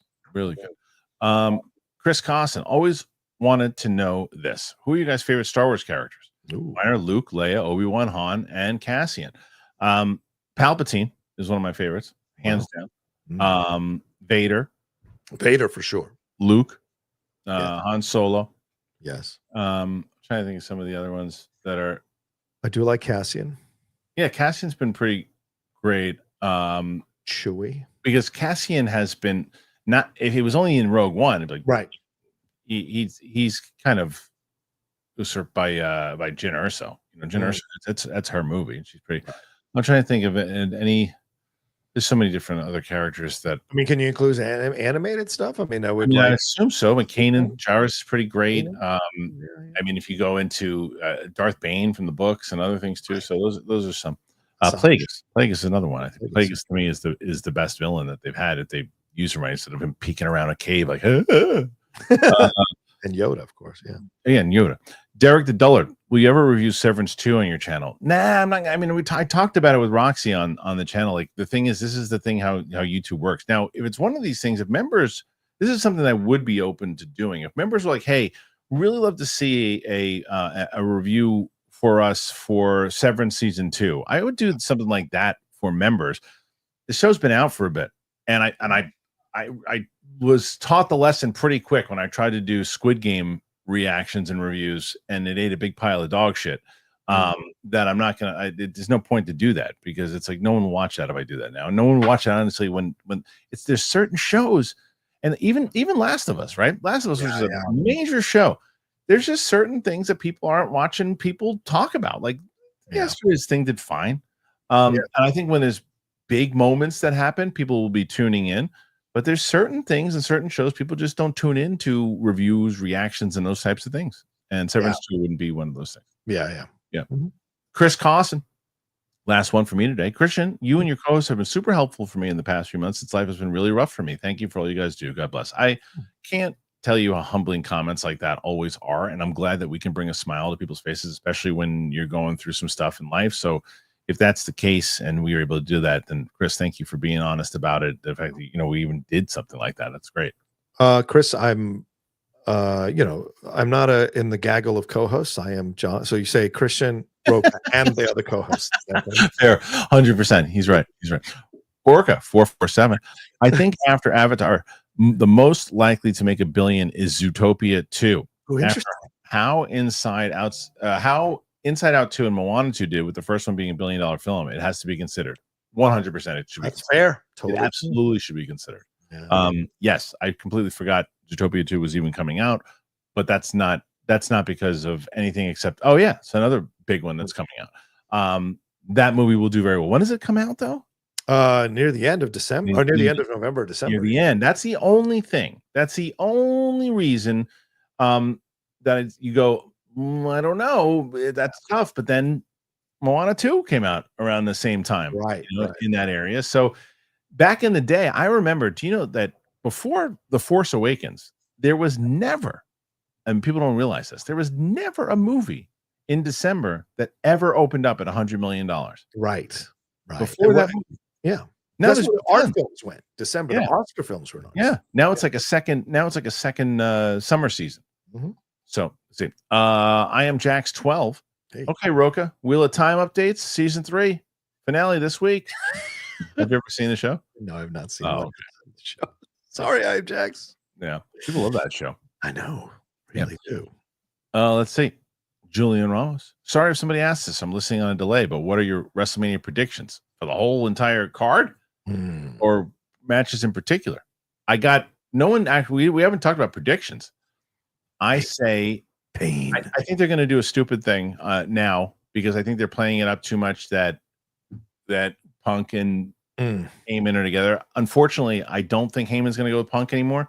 I think he should. Yeah. But unfortunately, I don't because they're playing it up so much that I think that he's going to wind up sticking with Roman and probably costing Punk the match.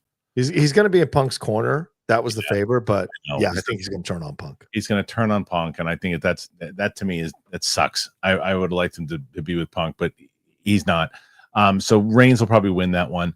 I think Cena should and will win the title from. If you want to tell a good story, that's how you do it. Otherwise Cena's wasted for the rest of the year. What are you going to have him do? He just lost to, and it also builds up Cody. If Cody's got to win back the titles, so I see Rhea wins the title back. Yes, again, and then they set up a feud with Bianca finally. Hopefully, I hope Charlotte doesn't win. She probably will. Yeah. And let's see what. And Braun will win. Braun will win unless they're going to start building him up to start getting, the heavyweight title thing. I think you can. I think if you have Punk, if Paul Heyman turns on Punk, that would be amazing because then Paul, who has been Punk's biggest supporter, turning on Punk at the. Oh, you think he should turn? Yeah, turn on him, and then that's how you turn Punk into a mega baby face. Is that you have Heyman turn on him, and you have go with Seth Rollins. You have Punk and Reigns feud. I don't know what you do with Rollins. No, but I'm saying, should you have Punk go with Rollins?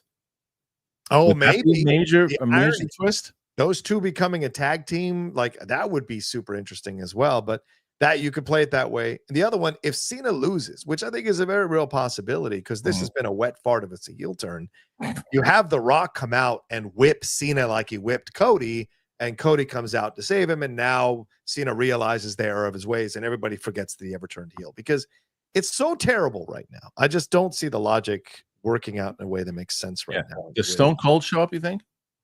There's a lot of rumors that he should. It's in Vegas, isn't it? Yeah. Yeah. So he probably has a shot. Julian Ramos. Also, I think that the buildup has been lackluster. Agreed, Julian. Yeah. I agree. Javier Reyes. So you guys going to have do predictions with Chris Van Vliet? So I reached out to Chris about it. I think if I do one, it might be like a pre-tape that I release. I do want to get a show going eventually with John and Chris on a show. I just don't know if it's going to be this one. So Francisco says, are you going to do a prediction for 41 with Van Vliet? I'm going to reach out to Chris today and see if I can do a pre-tape with him and put that. It probably won't be live. Plus, I don't know. He just reached 1 million subscribers on his Clips channel. That's amazing. He's the best. There are people that you root for in life because of just, good people. He's just a good human being. And I root for him all the time. Sometimes I'll spend like 20 minutes watching his shorts. Yeah. Like through YouTube. Yeah. I'll sit there having a meal just watching the shorts because he gets great answers from these brilliant. wrestlers, He's brilliant. I really like Chris a lot. He's a good guy. The Last of Us Season 2 is from Tim Sim. Off to a strong start, even though changes were made from the second game immediately. A buddy of mine who was half on the divide that did not like the second game said to me, this is already an improvement. Interesting. See, I don't know that I consciously made a choice this time, Tim, to not play the game because of what everyone told me that there's so many different changes to the game this time around. Because the first season is very similar to the game. So I didn't think I'd be spoiled on anything. Right. I'm not touching the game until after the season's over. I don't want to learn anything. Yeah. Did you play the game for both? No, I've never played the game, nor will I until this is all done. Then I'll play the games. But yeah. Ewok, most likely best picture nod. Sinners or Warfare? Oh man. See, I didn't see. Well, how do you say you didn't see Sinners? That's good. Both. How about this? Both. I can't. I have no answer because I didn't see Warfare, but I don't think Best Picture nod. I don't think Sinners will get a Best Picture. I don't think. I don't think there's a shot that it gets paid. Okay. I just don't think it's as much of a great character, well written movie as it is. It's still a vampire movie. Yeah, and they're not gonna nominate a crazy vampire movie. Yeah, they didn't Warfare maybe. I don't know how the acting is. I don't know how everything else is. I don't know. So I would say maybe Warfare because I just don't think there's a world where the Academy nominates a crazy vampire movie. Yeah. Dancing Dog 60. I agree with Kristian. Cast slightly younger and have the man wear older makeup. I love Lithgow, but a Royal Shakespeare actor could play the role. Yeah. I mean, Look, I love Lithgow. I'm not complaining that they cast John Lithgow as the actor. The guy is an amazing, amazing actor. I'm just worried that, my mother-in-law is in her, Lori, she just fell again. Just fell recently, and she's like, and she's doing better now, but it happens. Yeah. It happens. And she's 82. It's like, so it's tough. It's tough. Yeah. Dancing Dog 60. Casting Harry and the kids are the key. I mean, that is very, very true. It's crazy to me. This is supposed to start shooting in the summer, and we have not heard one bit of casting of the main kid leads. No, so good. Protect them at all costs. Protect them at all costs. And protect them at all costs. And do not. Daniel Radcliffe and all those kids, as much as they were bombarded with press and everything too, once they were cast, they were protected because there was no social media around. Right. So at the time when they were cast, there was no rumors, anything. These kids are going to be famous before they're even yell action. Yeah. And, it's protect these kids at all costs. God forbid if they're not all white. God forbid what happens. So, yeah. You're going to get the Percy Jackson situation. Yeah, right. Exactly. Poor girl. Gopal. Just saw Emma Darcy was cast in the Cruise and Aratu movie. The cast of Murders Row. Have you heard at all what it's going to be about? No, and I don't want it. Nope. It's one of those movies I don't need to know. And yes, you're right. Emma Darcy, man, the work that Emma Darcy puts in on House of the Dragon is just out of control. So good. So good. Excellent work for sure. Aaron, John, tell Kristian he would love Taskmaster. I see your friends in that show. Definitely great to discover funny moments. What is what that is? No. You don't even know what it is. So not a great endorsement. You see my friends in that show? What friends do I have on Taskmaster? I don't know what that is. Yeah. Oh, sorry, Aaron. If it's the British show, Aaron, I don't have any friends who are British comedians, so I don't know. Yeah. Weird. Tim Sim. Hey. Right now you're 53. I don't know what happened. They were pushing and then they stopped. Yeah. Tim Sim. As for WrestleMania this weekend, thought build-up was good, but inconsistent. So not good. If it's inconsistent, it's not good. Anyway, sorry, go ahead. Well, no, but he said some of it was good. I mean, I think that's what he meant. Some of it was good. Okay. 2 matches that could steal the show are both triple threat. Yes. As far as wrestling goes, Tim, I don't disagree. Which WrestleMania matches are you interested in? I think we kind of discussed the ones that we were interested in the most, but I think I think John and you are right. I think that the triple threat for the ladies, the wrestling could be out of control in that one. It can be really, really good. I just don't know if I care about the story at all. I don't think I think Bianca Belair might be one of the best in-ring talents that they have. I think she's very weak on the microphone. Like she has not been and they would have been booing her recently too when they're trying to get her over as a face. She's not strong on the mic. I think the difference between her and say like a Jey Uso is I think that she has more of the possibility to grow. I think she can get better on the mic. I think Jey is Jey. He's just going to do his thing. Dancing Dog 60.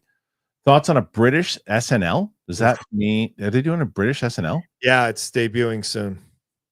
I'm surprised that they didn't do that years ago. What are they doing it 50 years later? Does that mean that there can be a U.S. Monty Python or Benny Hill? Imagine how problematic Benny Hill would be today. I know for sure. Benny Hill. Benny Hill. Anyway, when did they announce that? Just a couple weeks ago that they were doing well, I mean, it's been in motion, but they announced it a couple of weeks ago. Lauren Michaels a producer? Yes, he is one of the producers. But no, it doesn't mean there'll be a U.S. Monty Python. But the thing that's confusing to me is that this country only has like SNL. There's no In Living Color anymore. There's no Mad TV anymore. Yeah. But with Britain, they have a lot of comedy panel shows, comedy sketch shows. I'm just gonna say. So it's surprising that they would need an SNL. So, yeah. No, but the thing is, it's not a matter of need. It's like, what if it's better? Better than the American one? Yeah. Oh, that's very possible. What if it's better? And the other question is, yeah, because it's it's a UK version, does that mean that it just has to have UK stars? Like who's promoting their stuff? Does that mean that you can get major stars doing the stuff over there? Yeah, maybe it's better. It's quite possible. Maybe they get funnier people, better writers. I don't know. Not according to Jeff. Jeff says he's never seen a funny British comedian. That's what he said on the hotline. Nuts. It's out of his mind. Hilarious.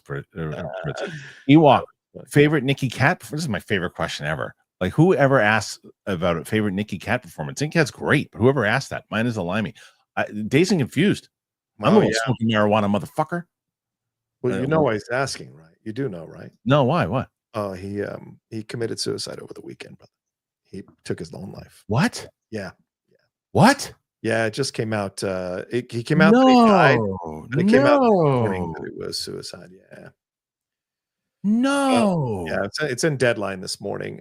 Family confirms that on April 8th he was found in his apartment. Fuck that. I know, brother. No.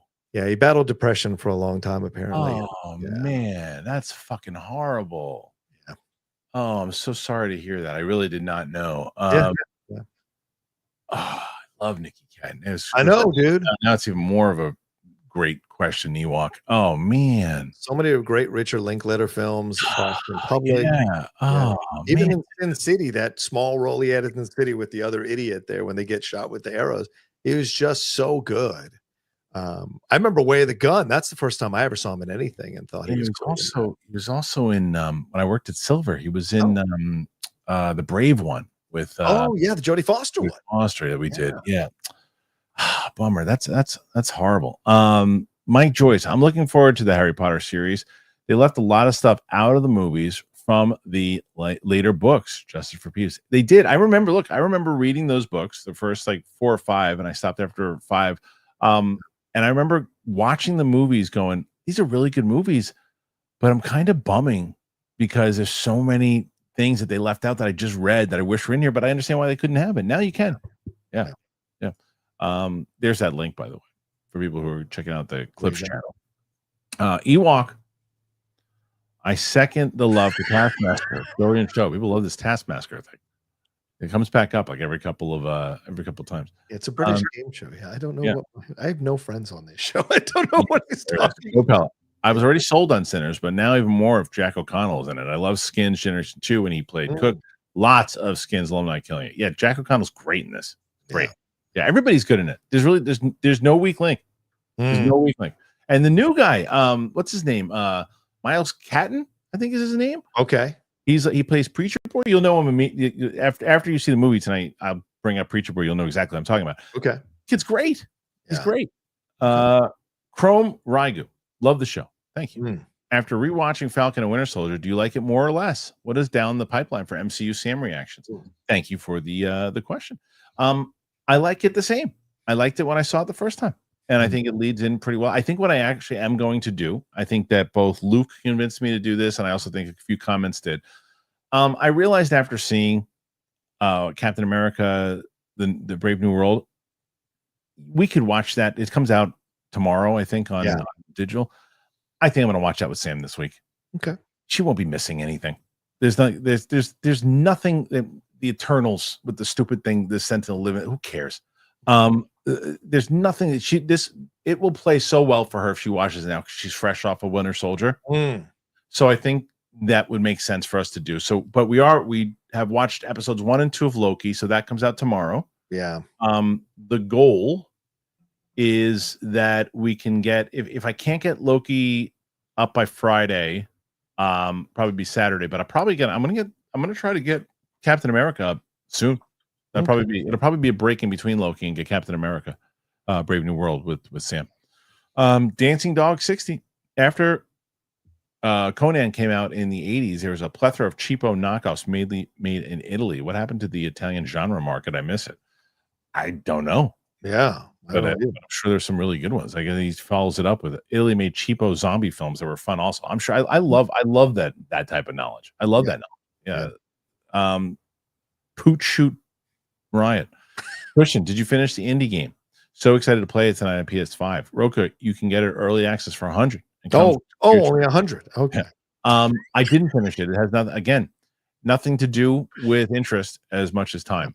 But that's usually what happens with me in video games. I play as much as I can, and then I just can't do it. Francisco Lopez, and I agree with you guys. I don't feel excitement for WrestleMania 41. It should have a great lineup of matches. The WrestleMania 41 lineup should. I think that he's probably okay. Wait, it should have a great lineup of matches. WrestleMania 41 lineup should. I'm going to say that for now until there's another one. Yeah. And if there isn't another one, it says 1 out of 2. Cooley High. Hey, fam. Y'all tell Marvel to give Blade to Ryan Coogler. I think he was up for it at one point, right? He was, of course. I think that he opted not to do that and did Sinners instead. I can't wait to see Sinners in IMAX this weekend. Good seeing my homies today. Be easy. Thank you, Cooley. I don't want to see him do any more Marvel movies. I said this the other day. I don't even want to see him do Black Panther 3. It has nothing to do with anything except like I like watching him do his own original shit now. And new stuff. I want to see him do new things. And I can't remember who it was. It might have been Coy that brought it up, and I think it's an excellent point. Is that the thing is, he is young, right? And if he's going to knock out one more big studio film in the way like Nolan did, also where Nolan did his trilogy, and then just making whatever he wants to make, then so be it. I get it. What's he with? 36 years old, 37, or even 40? Whatever he is, it's like he's super young. So but no, I don't want to see him do Blade now. But he would crush it. But I don't want to see it. Ewok. Not sure if you discussed it already, but what are your thoughts on Supergirl's suit? Is exactly what she wears in the Woman of Tomorrow series. It was a leak, so I didn't look at it. Did you see it, John? Yeah, we covered it last week on the Geek Buddies. Yeah, I liked it. It's good. It honors the tradition. I like the cape. I like that she's wearing a skirt. And so all of it evokes the best of Supergirl. So I like the costume for sure. Speaking of Thunderbolts, just got the invite. Hey, probably got it too. Are you going to the premiere? Is it a premiere invite? Yeah, I'm not. I always say, please don't invite me to the premiere. Francisco Lopez. Oh, there it is. Punk versus Rhodes, Gunther versus Cena, Reigns versus Rollins, Riley versus Belair. The only matches I'm excited for are the 2 triple threats in the IC title. Agreed. There you go. Yeah, I agree. Boot shoot Ryan. Cleveland Guardians are celebrating Superman Day by giving out Metropolis Meteor shirts and a bobblehead of Superman catching a baseball. That's fantastic. That's awesome. It's awesome. I love that. Oof. Dancing Dog 60. If you guys ever get to see a Kaiju Big Battle live wrestling match, do it. It's a ridiculous blast. It's like a live Power Ranger show. Hilarious. That sounds fun. Yeah, it does sound fun. That's like a lot of fun. Cool. Cash CG. So for the recent teasers and marketing for Thunderbolts, they keep showing the same scenes. And my question is, why not show the new stuff instead? I love it. Don't show new shit. Don't. I don't want to see anything anymore. I don't even think the last thing I saw was that big, huge thing they did. I didn't even react to the last trailer. I want to know nothing. I want to know nothing about this movie. I love that they don't show. And I get the argument against that. This isn't a well-known property. They should show as much as possible to get people excited about it. But I don't need it. Personally, I don't either. And they shouldn't, because I got a feeling there's going to be some spoilers they don't want out there. So. Yeah, I'm being selfish. Selfish. Mike Joyce, thoughts on Hawaiian pizza and least favorite pizza? I mean, if it's like a CPK type pizza, like where they're doing that, so putting a whole bunch of shit on pizza, like, then yeah. But when it comes to like when you walk into a pizzeria and there's, I don't want to see pineapples on pizza. I think it's a crime. I agree with you. Pineapple pizza is a crime. Least favorite pizza, probably anchovy pizza. I hate that. Yeah, I wouldn't be able to do that. I'll tell you, dude. There's a place right over here. They import all their stuff from Italy. Oof. Yeah, and they do this burrata slice. Holy shit. It's so good. God. It is. It's not, but it tastes healthy. Yeah. That's how good it is. It tastes healthy. Yeah, it tastes healthy. I'm like, wait a minute, I should eat these. I got to give a shout out. I got to find out. I went to this restaurant yesterday. And with we took the kids to the Long Island aquarium. Oh, nice. Yeah, and on the way back, we wanted to get some food, and we stopped off at a restaurant. And where the hell do we go? Vespa. That was the name of it. Okay. Vespa Italian Kitchen Bar. We went there yesterday. Nice. So absolutely delicious. Nice. It was so good. It was so good. We stopped. We went and we didn't know. We just kind of stopped, read some reviews on it. So I just go check it out. Had a chicken Caesar salad. I had some chicken stuff. My 13-year-old orders this chicken sandwich, thinking it's going to be, it's this big, huge sandwich. She saves it over for lunch. The portions were incredible. That's cool. Fresh. Oh, so my wife had this gnocchi pesto. Oh, delish. Nice. And I had used my cheat the night before, so I just had chicken breasts, freaking mushrooms and spinach, but it was delicious. Oh, I just totally went over Joey's. Yeah. Let's hear Joey's. Back to Joey's. Brushed right over Joey's, the great Joey Petrus, who says, rewatched Godzilla -1. So brilliant. I can't wait for the sequel. Think the U.S. could ever make a prestige level Godzilla film if they treat it like that movie did. Yeah. You always hope that, you get a filmmaker that will do any big IP like that. You can make anything. You get the right team. Yeah. You can make anything a real movie. That was a real movie. Yeah. I think it depends on how big the Godzilla Kong thing gets, and then eventually they'll spawn off, and there might be one that gets a little more prestige approach to it, which I think a lot of people were excited about. Yep. This is a great comment. And this is from Doug Developer. Mickey Rourke got kicked out of Celebrity Big Brother for bad behavior. Shows you that it is much easier to make a comeback than it is to stay there. It's a great comeback. I mean, great comeback. Great conversation and great comment. It's true. It's like, look, and it's also, the guy is living in a very different time. Yeah. It's like you can't talk like that guy. And you can't do, and when you see you're doing harm to somebody too, it's like, what do you do? I'm no JoJo Siwa fan, but like, come on, man. What are you doing? Tyler Pfeiffer. Why was Coolidge in MC? Good film otherwise. What is that? Coolidge? What's MC? I don't know. You guys, you can't expect us to know all your terms. MC. Why was Coolidge in Jennifer Coolidge. Why was Jennifer Coolidge in Minecraft? Good film. That was my least favorite part. I thought it was just it was there to be there. Some people really liked it though. My 7-year-old did not. It was her least favorite part. Bobby Jackson, Interview with a Vampire was nominated for Best Art Direction and Best Original Score, but not Best Picture. Right. Think Sinners could get one of those noms. I hope music. You like the score, dude? The music in general, the soundtrack, the score, you will pick it up very fast. And Kugler has said as much. The music is as much of a character as Michael B. Jordan is a character. Wow. Yeah, wow. The music is a massive part of the film. So I feel like soundtrack or score could be, and sound design. The sound is incredible in this movie. Cool. Are you seeing it in IMAX, John? I don't know what the screening is. It's at an AMC, so perhaps it is IMAX. Okay. It's great, and it's really, really well done in IMAX. Jake S. If Harry Potter doesn't get the kid from adolescence in a role, they'd be crazy. Couldn't believe his performance. Memorize all those crazy lines. Did you see that movie? I love the show. The show was great. The kid was great. So yeah, that's a possibility. Is he that good? How old is he?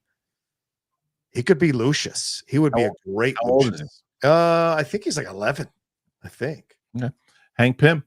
What do you think? What do you think Orton will do for Mania? Because he was supposed to fight KO, right? And right. He got hurt. Yeah. So don't know what they're going to do with him. Yeah. I don't think they know what they're going to do with him. Exactly. I think they're still figuring it out. Yeah. Not sure. Dancing Dog 60. What if Thunderbolts, Superman, and Fantastic Four all tank? There's no chance that happens. That all three of them will tank. Like tank means bomb, right? Yeah. No chance. Underperform? Possible. Very good possibility Thunderbolts underperforms. I still think out of the three of those movies, it's going to be the best one as far as quality, as far as movie goes and story wise. I still think Thunderbolts is going to be the best. Interesting. Okay. I think Superman's the one I'm looking forward to the most. Right. Fantastic Four has a very good opportunity to make the most money. Yeah. But I would say them all tank. Very unlikely. Yeah, I think so too. It's very unlikely they tank. Underperform, as you said, possibly, but not tank. Yeah. Dancing Dogs. The Creed 2 director, Cable should direct Blade. Maybe. I mean, I think he did a decent job with the last Transformers movie. Yeah, it's fine. It's fine. But his Creed 2 was good. So, it's not a bad idea. Stephen Cable. Bobby Jackson. I like Coogler's original ideas too, but in between time of inspiration and development of his original ideas, I don't mind him doing Marvel if he's inspired to do so. I understand. I agree. And I think that, again, like I said, I think that if it comes down to the fact, if it was one of these things where he's like a 60-year-old, 65-year-old man, he's only got a couple left in him, to do. And it's like, why are you doing another Marvel movie? It's like, I want to see you finish up your career doing a few more. But yeah, he can do Marvel and then do as many as he wants. Official Liam G. Just a little correction from earlier. Wicked 1 grossed 747 million worldwide. Worldwide. Oh, sorry. I was thinking 400 domestic. Okay. My bad. Well, that's a very different conversation. So part 2 could definitely hit $1 billion this fall. Love the show, guys. Thank you, Liam G. Thank you, I agree with Liam G. Yeah. I already said it's going to overperform what the first one did. So if it did 747, right, very good possibility. 473 domestically, 276 worldwide. So combined 749. So yeah, you're right. Okay. Yep. All right. Dancing Dog 60. Again, Josh Hartnett should be DCU Batman. Bruce. He's out of the 3 people I would like to see as Batman. He's my number 2 out of the 3. My number 1 is Sklenar, as I've said. My number 2 is Hartnett. My number 3 is Jensen Ackles. Yeah. Okay. Alan Smithy. Wait. Interesting how both Rocha and PLD agreed on their hatred of pineapple pizza. Hate and pizza have brought them together. Spike Lee was right. That's hilarious. That's hilarious. We also love pro wrestling, so we have more in common than we don't. But for some reason, PLD has started a holy war with me, and it will not end. You guys will never come to. What's that old? It's the old Action Army. He won't let it go. The generals, they hate to let it go. That they lost the war. Go ahead. Yeah. Shay Markel. 1 out of 2. Okay, this has been a long time coming, and it officially makes my Jackie vs. Tom stunt debate a real conversation now. Apparently, the Oscars will start a category for best stunts in 2027. Have you heard it? I have. It's going to be announced online, I'm sure, but it's still going to happen, and it should be. So that's a good one. Yeah, it was announced last week, and they said it's official. So it'll be films in 2027 that will qualify for the Oscars ceremony in 2028. So yeah, it's great. Yeah, it's castings next year, and then stunts after that. So it's perfect. He follows it up with any stories about doing stunts for an acting gig. No, but I definitely blew my arm out when I was trying to compete with Jake Paul on that punching bag. Did I tell you that story, John? No. Oh, dude. So the short of it is, I don't want everybody else to have to hear the story 5 times. But I went to the Jake Paul, Logan Paul show that my buddy Andrew produced. Right? He invited us to the thing in New York, and it was this thing, and there they had this punching bag that you hit. And so I was there before anybody else, and I was at the time, I think the record was like 759 or 7. I don't remember what it was. It was in the high 700s. Right. I hit it, and I was in the consistent 8. I was like 802, 805. Then I got to like 8. I think it was 829 is what it was. And I was in 829. I was like, okay, good. And then people are like, no, my friends like, no one's going to beat that. I go, someone's going to beat that. So then basically when party starts going for a bit, Jake Paul and his people come back to the room, and I was like, here we go. Right. And they go, and so 6'5" security guard gets up there, is hitting it, could not get there, couldn't get there. He tried, couldn't get there. And he found out that I was the one who did it. There were other people trying, couldn't do it. Nobody could get to it. And then so Jake gets up there and hits it, and he looks over and he goes, well, who set the record? And the security goes, this guy. And then he looks at me and he's like, but it's your machine, right? I go, no, I'm just visiting, man. And then he nails it. He doesn't get it. And I'm like, whoa, is this really going to happen? And then he leans back and nails it and goes 850. Right. And so he's like, call me when a motherfucker beats that. Right. So I'm there. I'm like, I gotta hit this thing before I leave. And I'm throwing my arm and doing the shots. And I got to 840. I got to 840. And so much so that Jake was actually at the thing helping me at one point, saying, do this, try that, do that. And then afterwards I spoke to him. He was a very, very nice guy, to be honest. But my arm paid for it because he's 27 years old. I am not. Yes. And my arm is still paying for it. And that was like 3 weeks ago. Anyway, so Bobby Jackson, not finished with Adolescence, but the black officer could be a Mahershala stand-in for Blade. I don't think he'd want to be a stand-in. He's quite an established actor in Britain. Is he? But I think what Bobby means is that he could take over for. Oh, if Marshall was to leave. Yeah, sure. 100%. If he left. And then this is Ronetta. Hey guys, I think I'm going to be bawling by the end of Last of Us season 2. So far, so good though. Loving it. Yeah, I think so too. I think they're setting us up for that for sure. I want into a third season. So yes, they are. But I want Ella. I want her to. I get Ellie. Excuse me. I want her to. I really like Bella a lot. I want her to like. I get it. You're rebellious. You're a teenager. I get it. Don't beat me over the head with it. Don't beat me over the head with it. That's not her. That's the writing. Don't beat me over the head. I get she's rebellious. She always has been. She wasn't in the first season. But let's get back to what we really fell in love with her for in the first place. Yeah. Sean McCabe, psyching myself up for Thunderbolts. I watched Black Widow again, better than the first time. Also, Melanie and I are stoked for the August gig with Sam. Yeah, I'm going to be doing a live event with Sam in August. Nice. We're going to be putting the tickets on soon. If they sell out quick, we'll do 2 shows. If not, we're only going to do 1. So we'll put those on. They're going to be on sale very, very soon. Just waiting for the word. Cool. Aaron, I would love to see your friends on it. Oh, on Taskmaster. Oh yeah, but we don't know any British comedians. They only put on British comedians. Yeah. Motorola, Braun or Dom? Is Dom fighting? Is Dom in that match? Oh, I think he is somewhere. Okay. Braun. Yeah, I don't know. Yeah. Maybe. Unless they give Dom. I'll tell you what. I wouldn't be opposed to Dom winning the Intercontinental Championship. I really wouldn't. No, I love Dom. I think Dom is one of the best heels in a very long time, and he knows his role. Yeah, he's in the 4-way match for the IC. I'd love to see him win by pinning someone else. Okay, I would love that. I think Breaker retains, but Penta comes close. That's what is Liv Morgan even in WrestleMania? Yeah, she's in the tag match. Her and Raquel versus Lyra and Bailey for the tag team titles because they have the tag team titles. Okay. Bianca. Oh, you're asking who I like better? I don't know what you're asking, Joey. Like New Day or Jay? Oh, this is his predictions for the. Oh, I see. He says Braun or Dom. Okay, I understand. Oh, there he goes. My title predictions. Okay. Braun or Dom. Okay. Bianca or New Day or Jay, Raquel and Liv, Tiffy, Cena, Fatu. My title prediction. Oh yeah, Fatu. I think is going to win the U.S. title for sure. Yeah, over LA Knight. Yeah, I didn't even know LA Knight was still in wrestling. Yeah. Shay Markel. Here we go. What's this doing this for? I don't understand why it's doing this. It's doing this weird thing where it's like, okay, here's the new Shay Markel. Do you have a favorite stunt from an older movie? One of my favorite stunts is from 1998's Who Am I? Jackie Chan slid down the skyscraper without a harness. I know what you. What is it? I'm gonna get you, sucker. The ones there's some stunt when the changing of the it's the best. Yeah. But it becomes an obvious dude with a beard and shit. Yeah, it's great. 100%. I would say the Tom Cruise one on the building in Dubai. I think it is in is it Rogue Nation or Ghost Protocol? Yeah, one of the two. The one in the building is an amazing stunt. Let's see. Dancing Dog 60. Who's the hottest woman in the MCU? She's not in the MCU yet, right? No, I can't pick her. Elizabeth Olsen, I guess. Of the women who are left, sure. Left or ever? Well, ever. I mean, Natalie Portman's always going to get my vote. Oh, is it?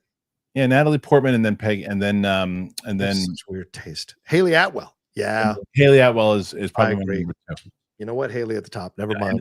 Elizabeth Olsen right below. Haley Steinfeld is climbing up the charts. She's 30 years old, so I can say that.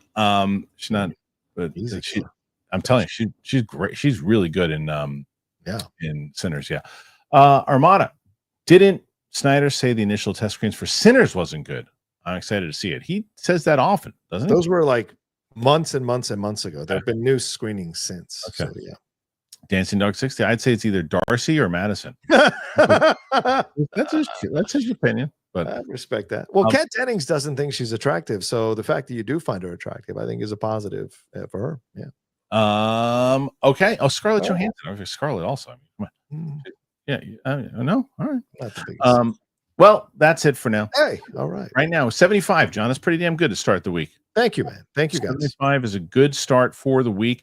Lots of great things that we discussed here today. Great conversation, I thought. So I appreciate it. John, real quick, where can they find you? Always find me at The Rocha Says, Twitter, Instagram, TikTok, Blue Sky, Threads. I'm all of that, but all under at The Rocha Says. And my channel, youtube.com/John Rocha Says. And my podcasts, The Cinephiles, The Geek Buddies, and The Hot Mic. They're all out there for you all to subscribe to separately. So please give us some love. Thank you so much. Kristian, great to see you, brother. Thanks. Happy Monday, everybody. Thank you, John. Thank you to you guys. John will potentially be back on Wednesday with Kalinowski. There's one more. He left. So Rob Hoot Shoot Ryan. Let's go Cavs. Christian. Knicks. Yeah, I like the Knicks, man. I'm hoping that last season obviously better. Anyway, thank you guys. You guys rule. I appreciate all the support. We're on Apple Podcasts. We're on Spotify. You can watch video on Spotify, so you can go check that out. Please don't forget that Clips channel. If you haven't subscribed to it already, the entire show will be up on the Clips channel through Clips. So thank you, and thank you to our wonderful sponsors. If you want to help out the show, that's how you do it. All right, we'll see you guys really, really soon. We got a lot of stuff going on tomorrow. My Out of the Theater for the Accountant 2 is going to be here, so check us out. All right.